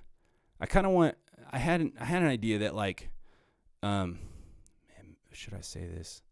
I mean, if you know what, this is the kind of idea. If someone like bites this and goes and does it, it's not really gonna hurt me or whatever, because it's not a moneymaker idea. It's like how to sort of contribute, but the question is, I don't know that it's contributing, but the idea is like, as an artist, to maybe cut like a really well crafted like stencil, and then cut like pieces of cardboard and basically produce pieces of art that then you go around and hand out to panhandlers, and it's like sell this to the highest bidder. So like the idea is it becomes a piece of art that they could possibly sell for 5, 10, 15, 20 bucks or something. If someone is driving by and happens to see it and is like, oh wow, that's a really dope piece of art. Okay. And you would cut a stencil or something so you could like mass produce them, which, is also why they're not going in a gallery. You wouldn't see them for, for costing more money than that. But at the same time, there's a beautiful story behind it. Right. And if you generated, like, if I, as the artist who is propagating my art and, enjoying the idea that people see the artist as the coveted figure when it really is the art, then if I were to be a known enough artist or get like an amount of publicity for doing something like that, where people would then want to go and seek out those pieces of art and then pay the money for them, and I'm not getting anything for them except for the satisfaction of knowing that I did that, and of course like whatever publicity like came from it May or may not happen. Yeah. Exactly. Yeah. You can't go into a harebrained idea like that like really expecting Right. That's a cool idea. I like that idea. Yeah, but then then the devil's advocate is like, is that really helping anyone? Like, Sure. get them a little bit of money and yeah. Yeah, I mean, is it up I to don't the know. homeless person to sell it for as much as they want? Yeah, or right? to recognize, you're just gonna give it to them, and be like, to recognize the value in it. And Yeah. what I see, I find value in, like I drive by panhandlers. you could do it and at least on try it. Why not just try it? Well, Why not make like stencil or something? It's not that I'm reluctant to try it. It's Yeah. like one of the many ideas queued into the the bottlenecked I gotcha. machine that I gotcha. I know exactly where you're going. is me. Not enough hours in the day to do so many Hell ideas. no. Not enough hours in the day. Trust No. me, I know. I mean, even if I stopped having fun and I just like tried to funnel through everything that I thought was a good idea, I wouldn't be able to actually. Yeah. It'd be a fool's errand, Mhm. you know. And life has to be a balance, you know. At the point where like tonight, Mhm. Tuesday nights are like, you know, I'm sure this doesn't come out on a Tuesday night, but we're recording it on a Tuesday night because I reserve that for doing like music stuff and doing, you know, promo stuff or just whatever. Having Right. a night that is hopefully like the least affecting to my home life, where I Right. can, you know, also a night that like I'm not going to go out. The goal on a Tuesday night is not to like go out, hit the town, while out and Right. whatever. So it's like finding that night that hopefully doesn't impact my family too much to not have me there, and I can accomplish, you know, make progress on Yeah. something or whatever. So, you know, carve out those opportunities. But then, you know, if like 2 things in a week take me away from my family, then I feel like that is sort of hitting a threshold where if it's like a special week, where there's something big coming up, you know, like fine. If I'm putting a little bit of extra stress on my family for a limited period of time, Understandable. to for sure. try and bring something across the finish line, but just on like the general day to day. Gotcha. Yeah. I like my greatest interest in is, you know, sort of the dad, husband first, employee second, because I need money. And then, you know, artist. It's not really third because it definitely supersedes the work, but I mean, it'd have to be an amazing opportunity for You have so many hours the work. that are set aside for the work. Yeah, and Yeah, I gotcha. need the money from that job for my family. Definitely. Yeah. Exactly. Yeah. So I know it, man. It's a eventually- struggle. That's the struggle. You know, there's a guy that's running for president, Andrew Yang, and he's proposing universal basic income. Basically, he's wanting to do is give everybody $1,000 a month. Everybody, 18 and older. Ouch. But how awesome would that be, especially for someone like me or you that just needs? I mean, I don't know. At least for me, Wait, like, so $1,000 in addition to what I'm making, or yeah, like, no okay. matter who you are, no matter how much money you make, if you're a $100 millionaire person, you're still getting $1,000. You can opt out if you don't want it, but everybody gets $1,000. Just here you go. So you already have your job, and so but now you have $1,000. Is he just like offering to pay? Like He's got a plan. It's not like it's not a half-cocked idea. Where's that It's- money coming from, though? He's got a ways around it. It's going to take a lot of money off of some of the welfare system because it's going to get revamped. Mm-hmm. And then, so that's going to free up a very large, like over half of it. I don't know. I could turn you onto a podcast where he explains it all. It's a very interesting. It's very interesting. There's a lot of. I think a lot of interesting ideas are going to emerge in this. in Because the this big new thing race. is it's not just the race. It's with automation right now, with robots and everything, taking all of these jobs. Yeah. There's all these trucker jobs that are about to go bye-bye. Automated have to do trucks it. are going to be we're going to the American workforce is going to lose a large portion of their jobs in the next 11 to 20 some odd years just with automation. So what are those people going to do for work, for money? Yeah. And so this is I've part of that. Totally heard that argument, and I certainly can't find it within myself to disagree with it. That you're taking any. They say that if you want to be employed in the future, then you have to do a job a computer can't do, right? Or a machine, right? If you're doing a job that a machine can do, then that job will eventually become the machine's job. Right. That leaves a lot. It's already happening. That's like the majority of humanity unemployed. Mm-hmm. And aside from the absolute catastrophic result that would have any sane government official would have to recognize that they're not going to stay in office in a society where most of the people are unemployed. Right. 'Cause, you know, if you want to, Well, that's just chaos. if you want to deal, especially in the U.S., you want to deal with a bunch of broke ass angry people who are large part of which probably heavily armed. Yeah. Oh, yeah. Truckers. I mean, just think what probably the not truck the drivers play. are going to be doing. Oh The truckers are going to be closing down the highways, probably attacking these automated semi trucks. I mean, goes all mad. it's going to get ugly. Yeah. Yeah. It could get real ugly. Yeah. I mean, Yeah, totally. desperation causes. They'll have to figure something out, and I think that just as civilization at large, like I think the Achilles heel of capitalism is that it doesn't account for all the true costs of everything. So, you know, for instance, like global warming, right? Presuming that you're someone who believes in global warming. I'm someone that believes that global warming is man-made.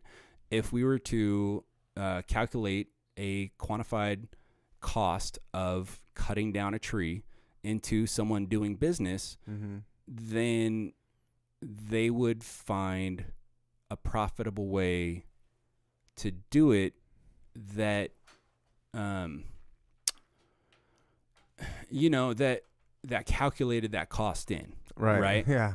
And for the most part, like, capitalism is a very exploitative system. If the rules govern a way that you can do it, then you maybe have to abide by the rules. But if there's no rules saying you can't, then, you know, no one's going to stop you from dumping some, you know, toxic sludge in this creek. And, you know, until like some years down the road, like some people finally can take you to court. Yep. And then you pay some fines or whatever.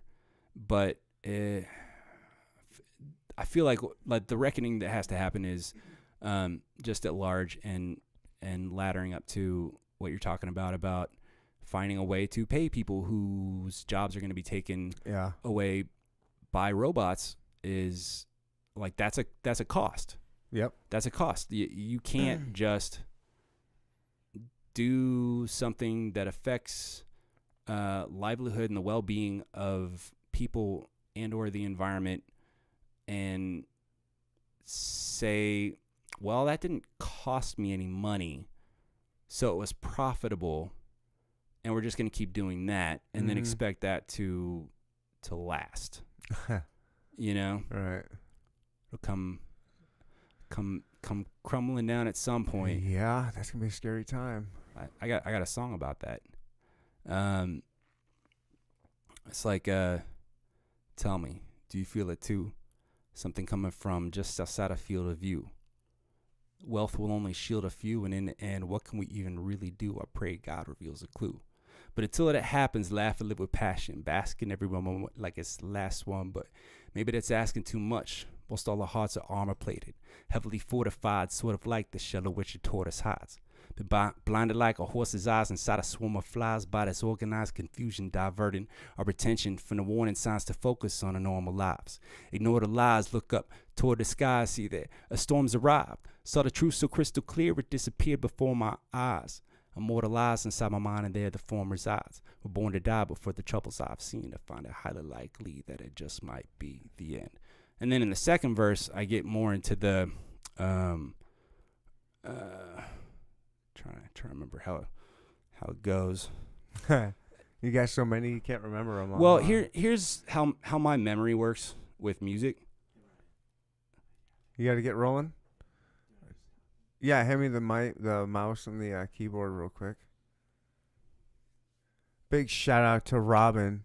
Yeah, dude, thanks for holding it down. Coming out here and running the cameras for us. Dude, it was awesome. Thank you The so much, unsung dude. hero Unsung hero of big this hero, episode yes. of the podcast.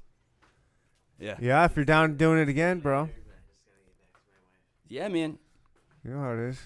Love you, brother. Love you too, bro. Take care, man. I'll get at you later. Here's how rhymes work for me. If I I can almost never pick up a verse in the middle. If I'm like, oh, wow, what was that rhyme? If I start at the beginning. Oh, he's got to move. Can you move? Oh no, I'm parked behind him. Can we pause the show? Absolutely. Okay. Here we go. Yeah. I start.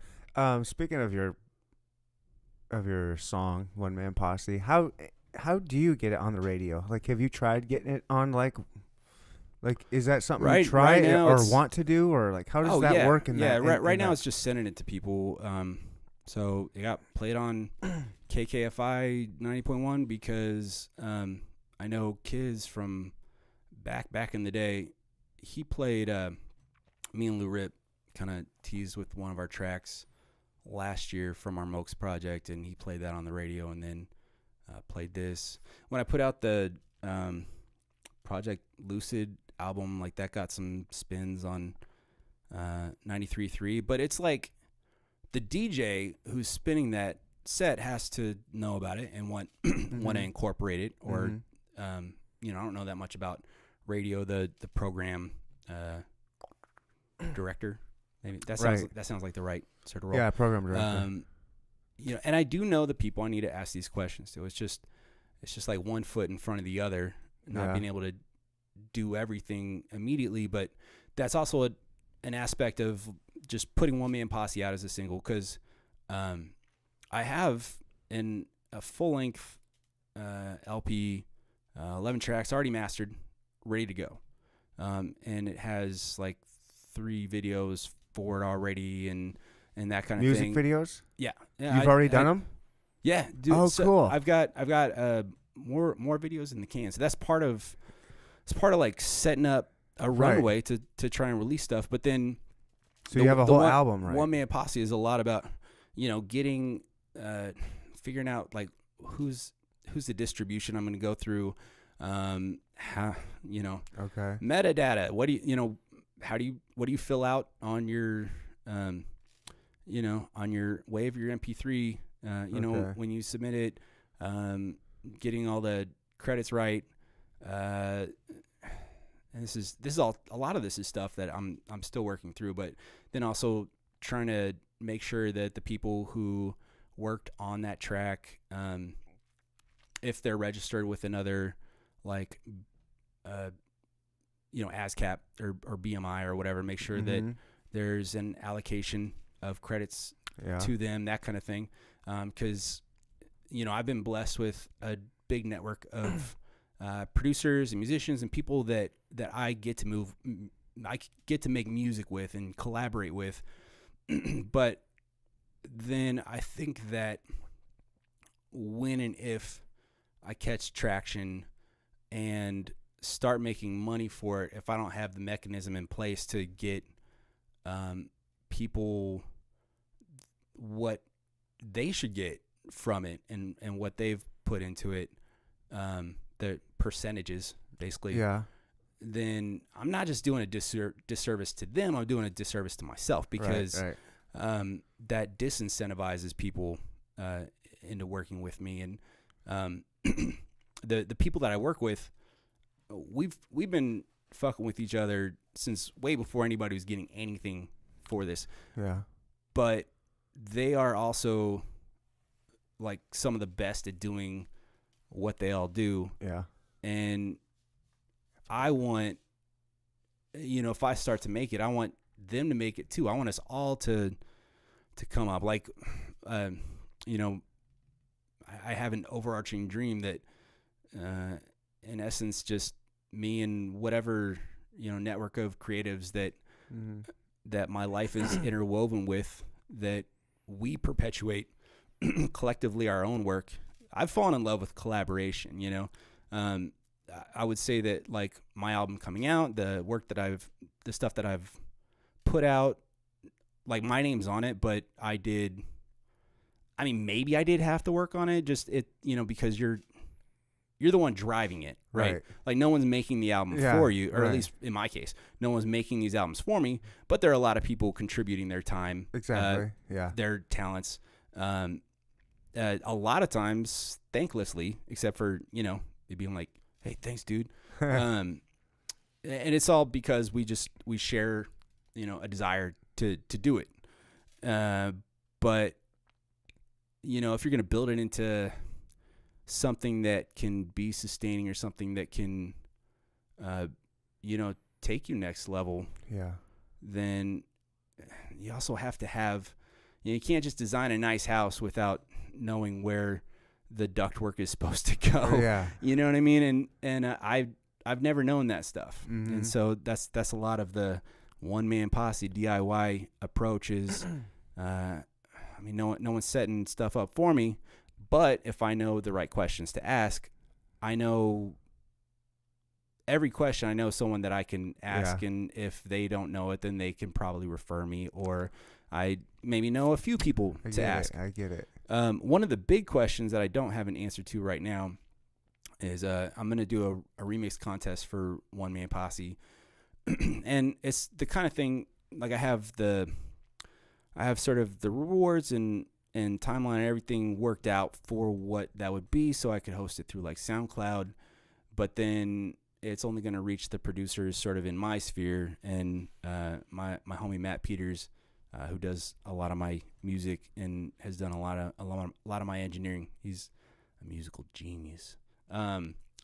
He's like, dude, but there's remix websites that producers go to from like all over the world to look for tracks that want to be remixed. So if you want, if you want visibility, if the idea is, getting this in people's ears, then you got to find that. But I don't know, I've Googled some of those sites. I just don't know which one is right for this. And, maybe I just need to, pick one or whatever. But I like to ask people's, I'm the kind of person, if I go to a restaurant and I don't have something that I'm like set on, then I'm going to ask the server. What's her favorite? What's the recommendation? Yeah. Because that's how you know. Mm-hmm. That's how you get the fast track. And I'm all about, because she or she is the professional. Yep. And they're the one who knows. And so it's like always trying to figure out when I have a question, who's the person who knows, who's the expert, the answer to this, and then how do I hopefully ask them without overtaxing them by asking them too many questions. That's always a careful balance, like how to hopefully have people down to help you when you need it, but not to abuse that. Right. I'm so bad at asking anybody for anything. I hate asking people for stuff. Dude, I was that way for a long time. And I think the thing that triggered we kind of had this brain, conversation recently, you and I did. Yeah, I think so. So the thing that triggered in it's the whole like my art and I are separate, right? Yeah. I just at one point recognized if I'm really trying to do what's in the best interest of my art, then not asking people for help when and if I see the opportunities to need it is ridiculous. And then what I found was that not only were people willing to help, there were people who thought that what I was engaged in was exciting and they wanted to be a part of it. Nice. And that's fantastic. And I do that side of things too. I help a lot of people. We were talking about Cess Crew earlier, and I spent a lot of years doing their art because I wanted to, because I try and find, I'm sure you can find a bigger fan these days because I don't live with those dudes anymore or whatever. Yeah. But I mean, there was a time when, especially before they were known, but I still knew, all their lyrics. And it was like, I don't want someone else doing the art for this because I want to have a say in what it looks like. Also, to, I guess, toot my own horn, like who is going to do a better job. Right. Exactly. That's awesome. And part of that being that I knew them, like I know they're into comic books. So like, let's make this like a graphic novel. That had to be kind of an honor really to be able to do that. Yeah.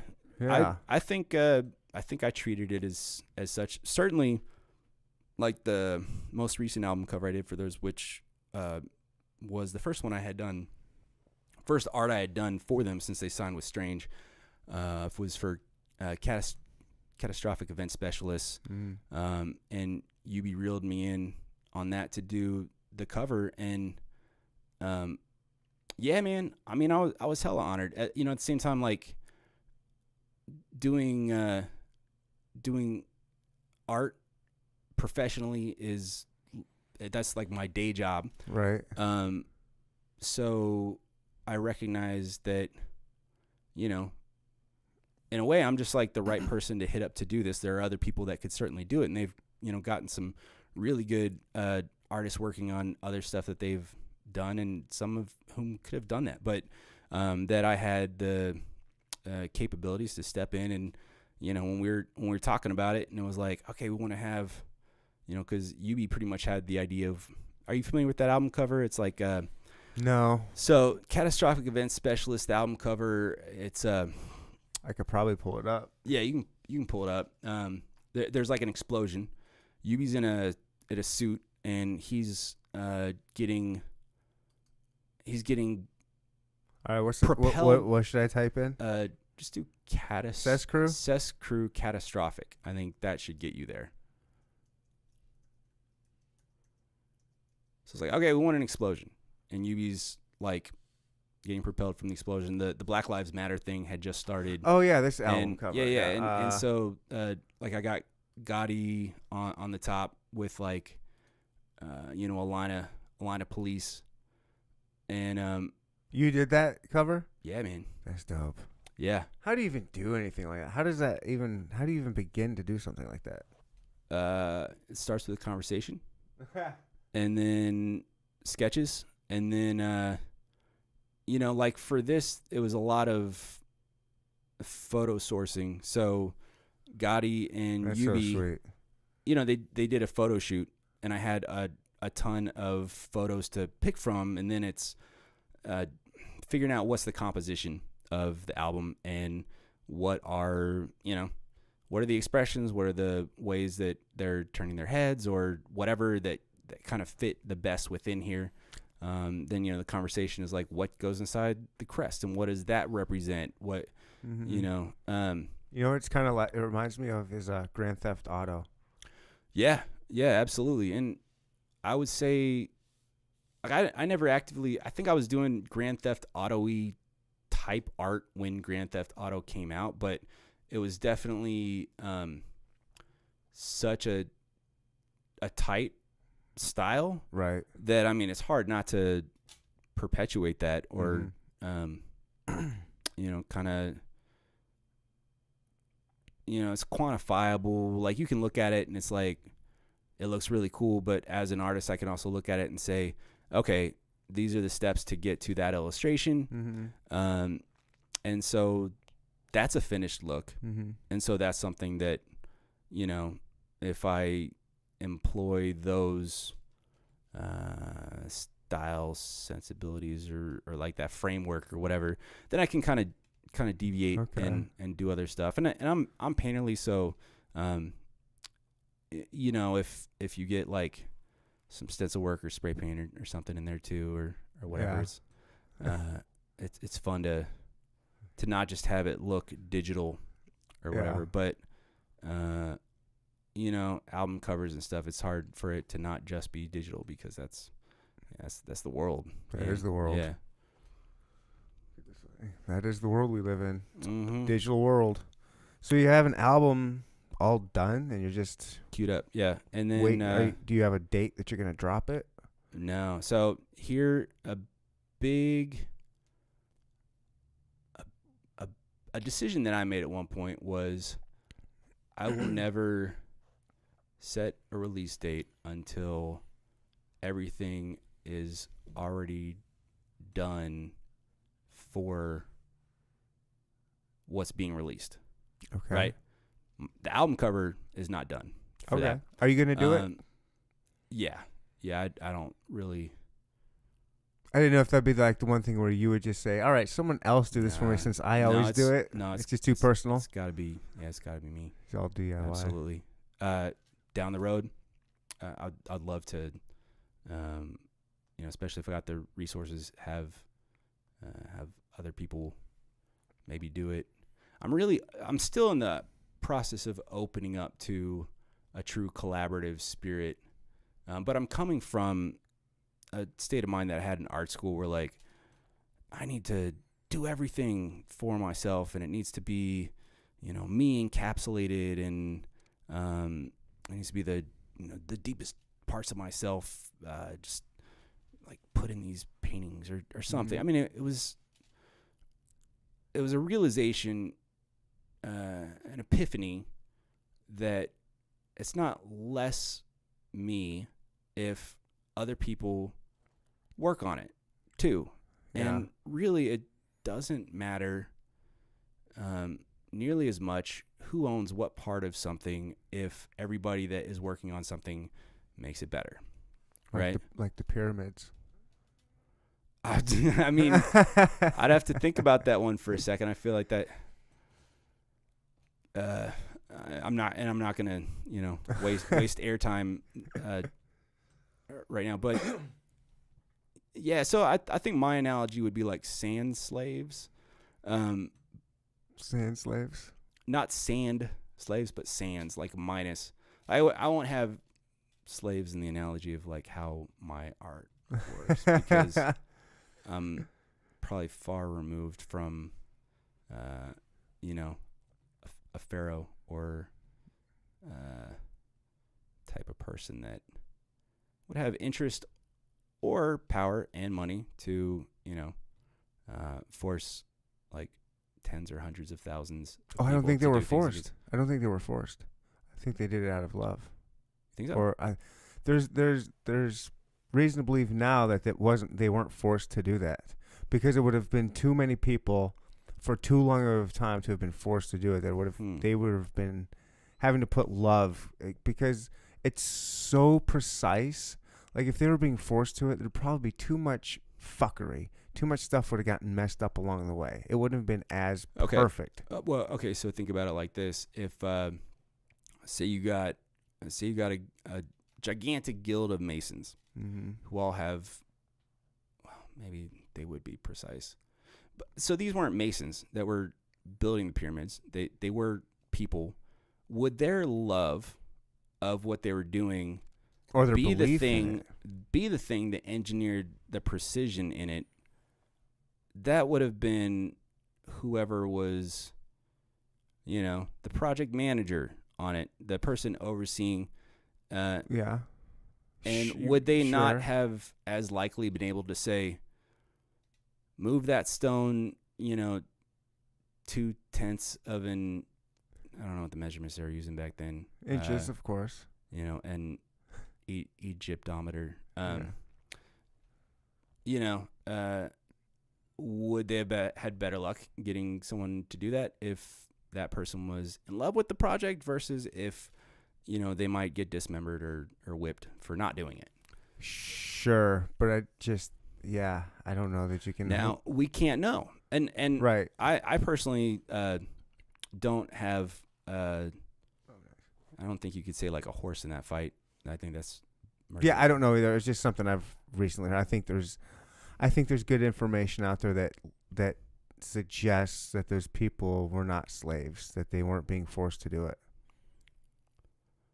That could well be. I'm just saying I know it's out there, so it'd be something to look. If you're interested, it might be something to look. I'm the look sort into. of personality type that, like, I enjoy the idea of the pyramids were built by aliens, or they were It's a sexy influenced by theory, sure. It's Or influenced, yeah.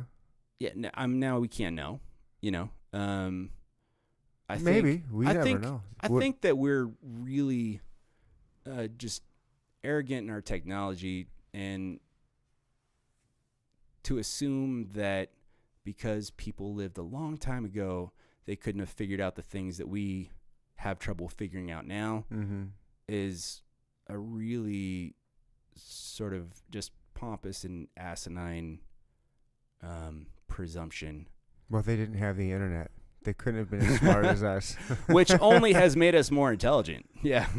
Yeah, that's so debatable, isn't it? Like, on one hand it has, but then on the other hand, Well, it's put more at our fingertips, but it has. Has it done more damage? I don't think than it's. I don't think it helps the individual. I don't know. You know, if you were to really look into what percentage of individuals utilize the internet for more than porn. Yeah, for productive purposes. I mean, that could be interesting. Or, you know, not just porn, entertainment, just like it's porn and Netflix. That's what society has basically crafted with this amazing technology is porn and Netflix. Like, that's actually measurable. Like, I'm not just saying that. Yeah, no, that's all. You can measure all that. Yeah, absolutely. It's insane. There's a almost seemingly infinite amount of metrics that I'm sure people are in the process of employing computers to analyze right now. Yeah, I don't know why that made me think of like China's whole like citizen their citizen like grading system or whatever. I think that's like it's like shit gone wrong. Like all those metrics, but it's the metrics that are telling the government what a citizen's score is of themselves as a human being. The Daily, which is like one of my regular podcasts, it's nice. It's short and it gives you kind of like an insight into the news or whatever. They did a piece the other day on 5G and the fight over 5G and how a lot of people think that is the next like major leap in control is who controls the 5G network, because that's going to be the network of Internet of Things, like IoT and the interconnectivity of not just all of our devices, but and our self-driving cars and but also national like security, self-defense, like all those kind of things are going to route through whoever establishes the next 5G system. So of course it's like, don't let China be, I think they called out, it was, I think, did they say the Czech Republic who, they're basically threatening Czech Republic because China had set up their 3G and 4G networks. Like, well, if you allow China to be, the company that sets up your 5G network, then we just can't, in essence, be on the same sides. Like, we can't. I think it was that they want the U.S. to build bases in the Czech Republic, and so China wants the U.S. to build. No. The Czech Republic wants the okay. U.S. to build bases, but then the U.S. is saying, no, if you're using China for 5G networks for your, for your internet infrastructure, then we're not going there, because then they have an open conduit to us, to our communication, to all of our stuff, and that's real. That's real. That's very real, and it really sucks to think about that, because it's like all those, asking, does the internet, does everything that's at our fingertips, has it benefited us? I think that's yet to be written, because it's so new. Everything, it's interesting. Everything kind of grows in a similar pattern. They talk about like stars, and like a young star is kind of acts like a teenager or acts like a kid. Like they're just wild. Like I think that there's something innate to, and it works, I think, with ideas as well, right? Like you ideas like a star. Oh, well, like the Wild West, right? The Wild West, when pioneers went out west, it was crazy. Everyone it was wild. Themselves. It was chaotic. It was people acting fueled by their baser instincts, right? So I think that happens as well with ideas, and something such as the internet.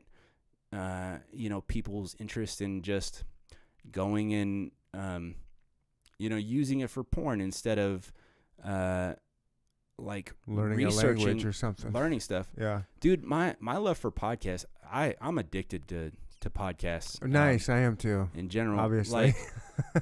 Yeah, right, right.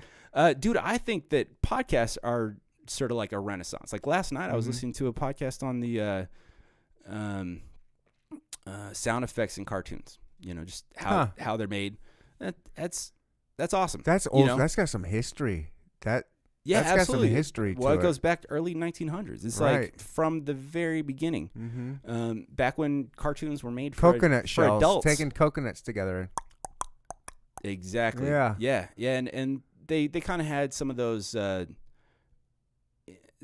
like reveals of this sound effect or that sound effect. Like they talked about, Star Wars, and I had heard that at one point I don't remember when or where I heard this, but that the like lightsaber sound was them recording like tapping a frozen lake or something like that. It was like the sound of hitting ice, frozen water, and then manipulating that sound became like the lightsaber sound. I've seen some interesting. Yeah, I have seen like maybe a Vice piece or some kind of like 30 or 45-minute documentary on how they do different noises. Like it was more for like movie effects, not just cartoons, but yeah, like they do weird they got into stuff like South that. Park effects and how the style of the effects, like that, even like Family Guy, like they talked about like Stewie's footsteps, how it's not like, it doesn't actually sound like footsteps, but it's like a character like like whatever that sound is.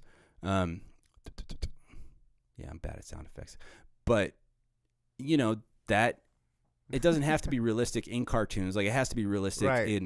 in a movie like Saving Private Ryan or something. Yeah, like that, exactly, exactly. And man, always the tough thing to wrap your brain around when you hear about that stuff is that they're like, yeah, whatever you're hearing when you watch the movie, probably 95% of that is post-production. Right. Not even the actors' voices is during the take, and it's really because it's so believable. Yeah. So one of the funny, or what I thought was like a cool reveal about special effects, they were talking about the TIE fighters in Star Wars, and they said it was like a noise from a baby elephant manipulated, and you kind of, it's like a. I'm not even gonna try and do it because I'm just gonna like embarrass myself. But if anyone can picture, it's kind of like it's almost like a scream, like it kind of Trying to picture that. screams past you.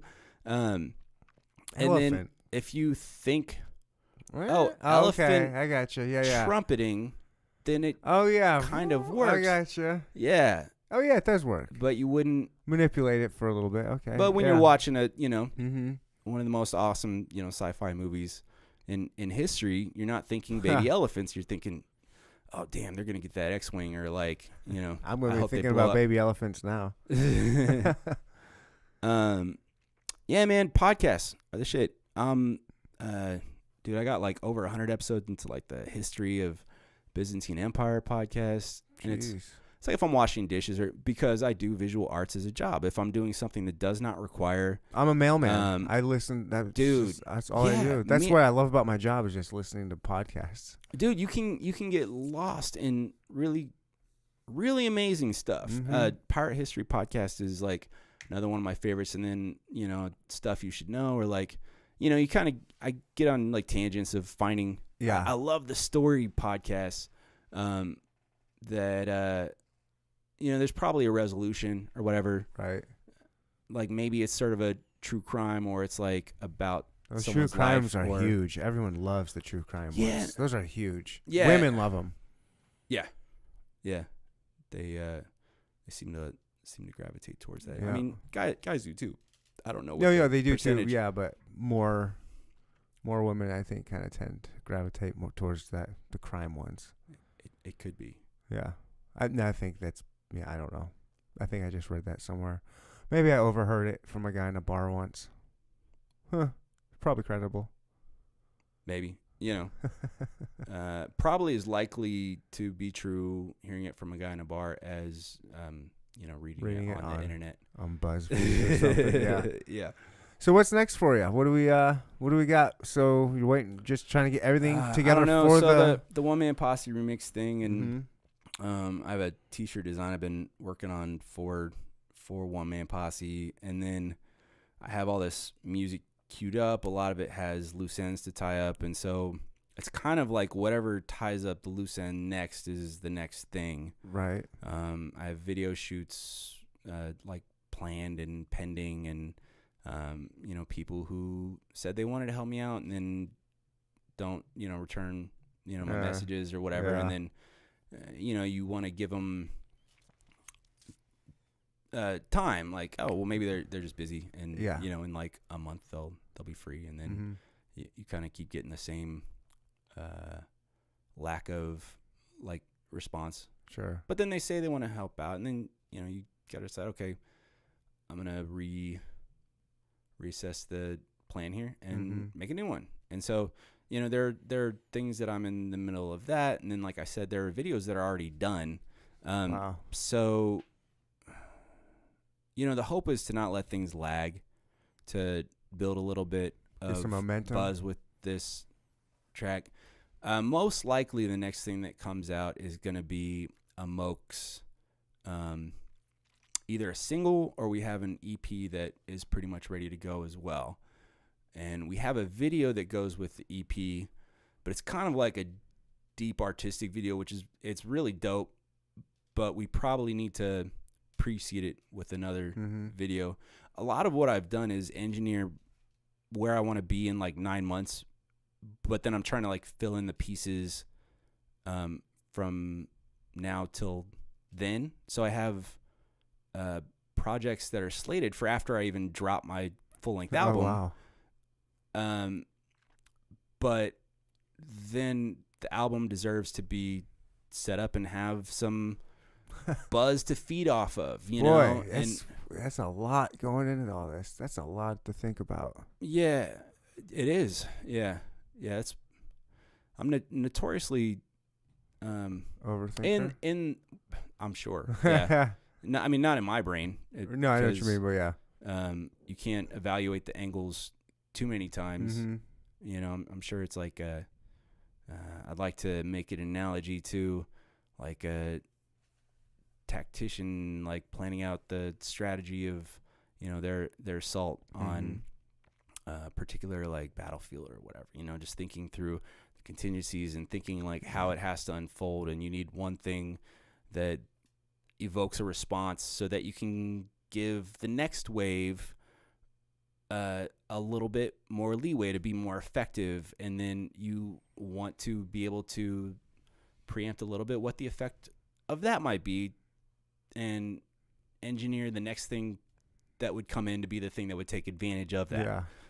So a lot of my music and art is more like conceptual and personal and deep, and those are the things that I'm going to get to, but it's in my brain, it's not like what you start with. Right? You start with One Man Posse, that anyone can hear it and they're just like, oh, that beat's dope, and then we're not demanding too much of the listener. If you want to get into the lyricism and appreciate it, it's there. And because that's what we got. If not, it's just a fun song. Yeah, exactly. And a fun video. One of the favorite. It's a fun video. That was a fun video to shoot, and it was a fun video to make. And the reason the video turned out so well was because we all just were having fun. We had at least a 12-pack of beer, and we were just clowning. And here's one of the insights to. I knew that. All right, I got to go into this video with some ideas of ways to make it different, give it character, right? And so we did the fisheye lens, and we did the green cube. So we knew it was going to be keyed out and have like something happening in the background, but I didn't know what it would be. And then the other thing that I decided to do is, okay, well, when we go, I'm going to have 3 versions of the track that we're going to perform to. One is going to be just the regular version of the track. One is going to be slowed down 33%, and the other is going to be slowed down 66%. Oh, jeez. And then so it's like One Chop Man and screwed. Posse. And we're, so like you see these like great jittery moments, and it's kind of the old like Missy Elliott, like Busta Rhymes video kind of thing that I never you know, Yeah. before I did it, I didn't equate that, but then I'm like, that's must be how they did that, you know? Right. Was they slowed the track down, they performed it to the slow version of the track, and then they sped the Let's footage sped up. it up. Based on, you know, the percentage that you slowed it down, you speed up Mm-hmm. the other one the same, and I'm not a math wizard, Yeah. but it worked. I Yeah. made it work, and it added a lot of character because there's so much motion, so much going on, and it kind of like fluctuates, and then you know, little stuff that is it only happens because of our comfort level with each other. Yeah. Like the scene when like Gotti's coming in and I'm like rapping his part and he like pushes me aside, you know, Yeah. like that was us, because we were just clowning, Right. you know? So at whatever moment and I don't even remember, you know, I don't remember like what I was doing or what I was thinking when we were filming it. I only got familiar really with it. You know, I knew we were having fun, but when I was going through all the footage and editing it and being like, oh man, this works. And that was the type of video where I had way more footage than I could use. Mm-hmm. And so I forced myself to be extremely selective about, okay, like I got 3, and it's a lot of fast cuts, right? And I'd be like, okay, I got 3 possible interactions for these 2 seconds right here. And man, I like this one the most, but it has Gotti and Lou interacting, and then they're interacting in the next scene. So even though I like this one the most, I'm going to do this other one That's so funny. that is Yeah. visually distinct enough from that one that it's going to lead into, and then just, you know, kind of weighing those things. But it turned out really well, and just because it was, I think, so organic, you know, it was just fun. It was fun to dig into that footage and splice and edit it, and I spent enough time on it that, you know, it wasn't all fun, Yeah. but the important parts Mhm. were when when you're feeling it out, and you're not in just like the busy work part, and you're seeing how this can become something Sure. more. Yeah. And I think people like the track, but I think it's when people see the video that it takes on, I think it takes on like a greater presence. Like, you know, I hope people kind of see it and hear it and feel like it's something that they can own themselves, and they can feel like they are almost participating in watching it or nice. in hearing it. And, you know, they can be their own one-man posse. Like when I do the T-shirts, I expect that. That's what I am. Dude, I think so many people. I think a lot of people Man. can relate to that. I relate to it. I mean, I certainly, especially with, you know, everything that's happened with me, with my podcast, and my listeners know Yeah, that I have definitely become a one-man posse. yeah, but that's also how you started, right? I did start Yeah, pretty much like that, yeah. I mean, I think Yeah, I don't know, I mean, things change, things evolve, move on. yeah. It's great. I love it, man. I love being a one-man posse. It's good.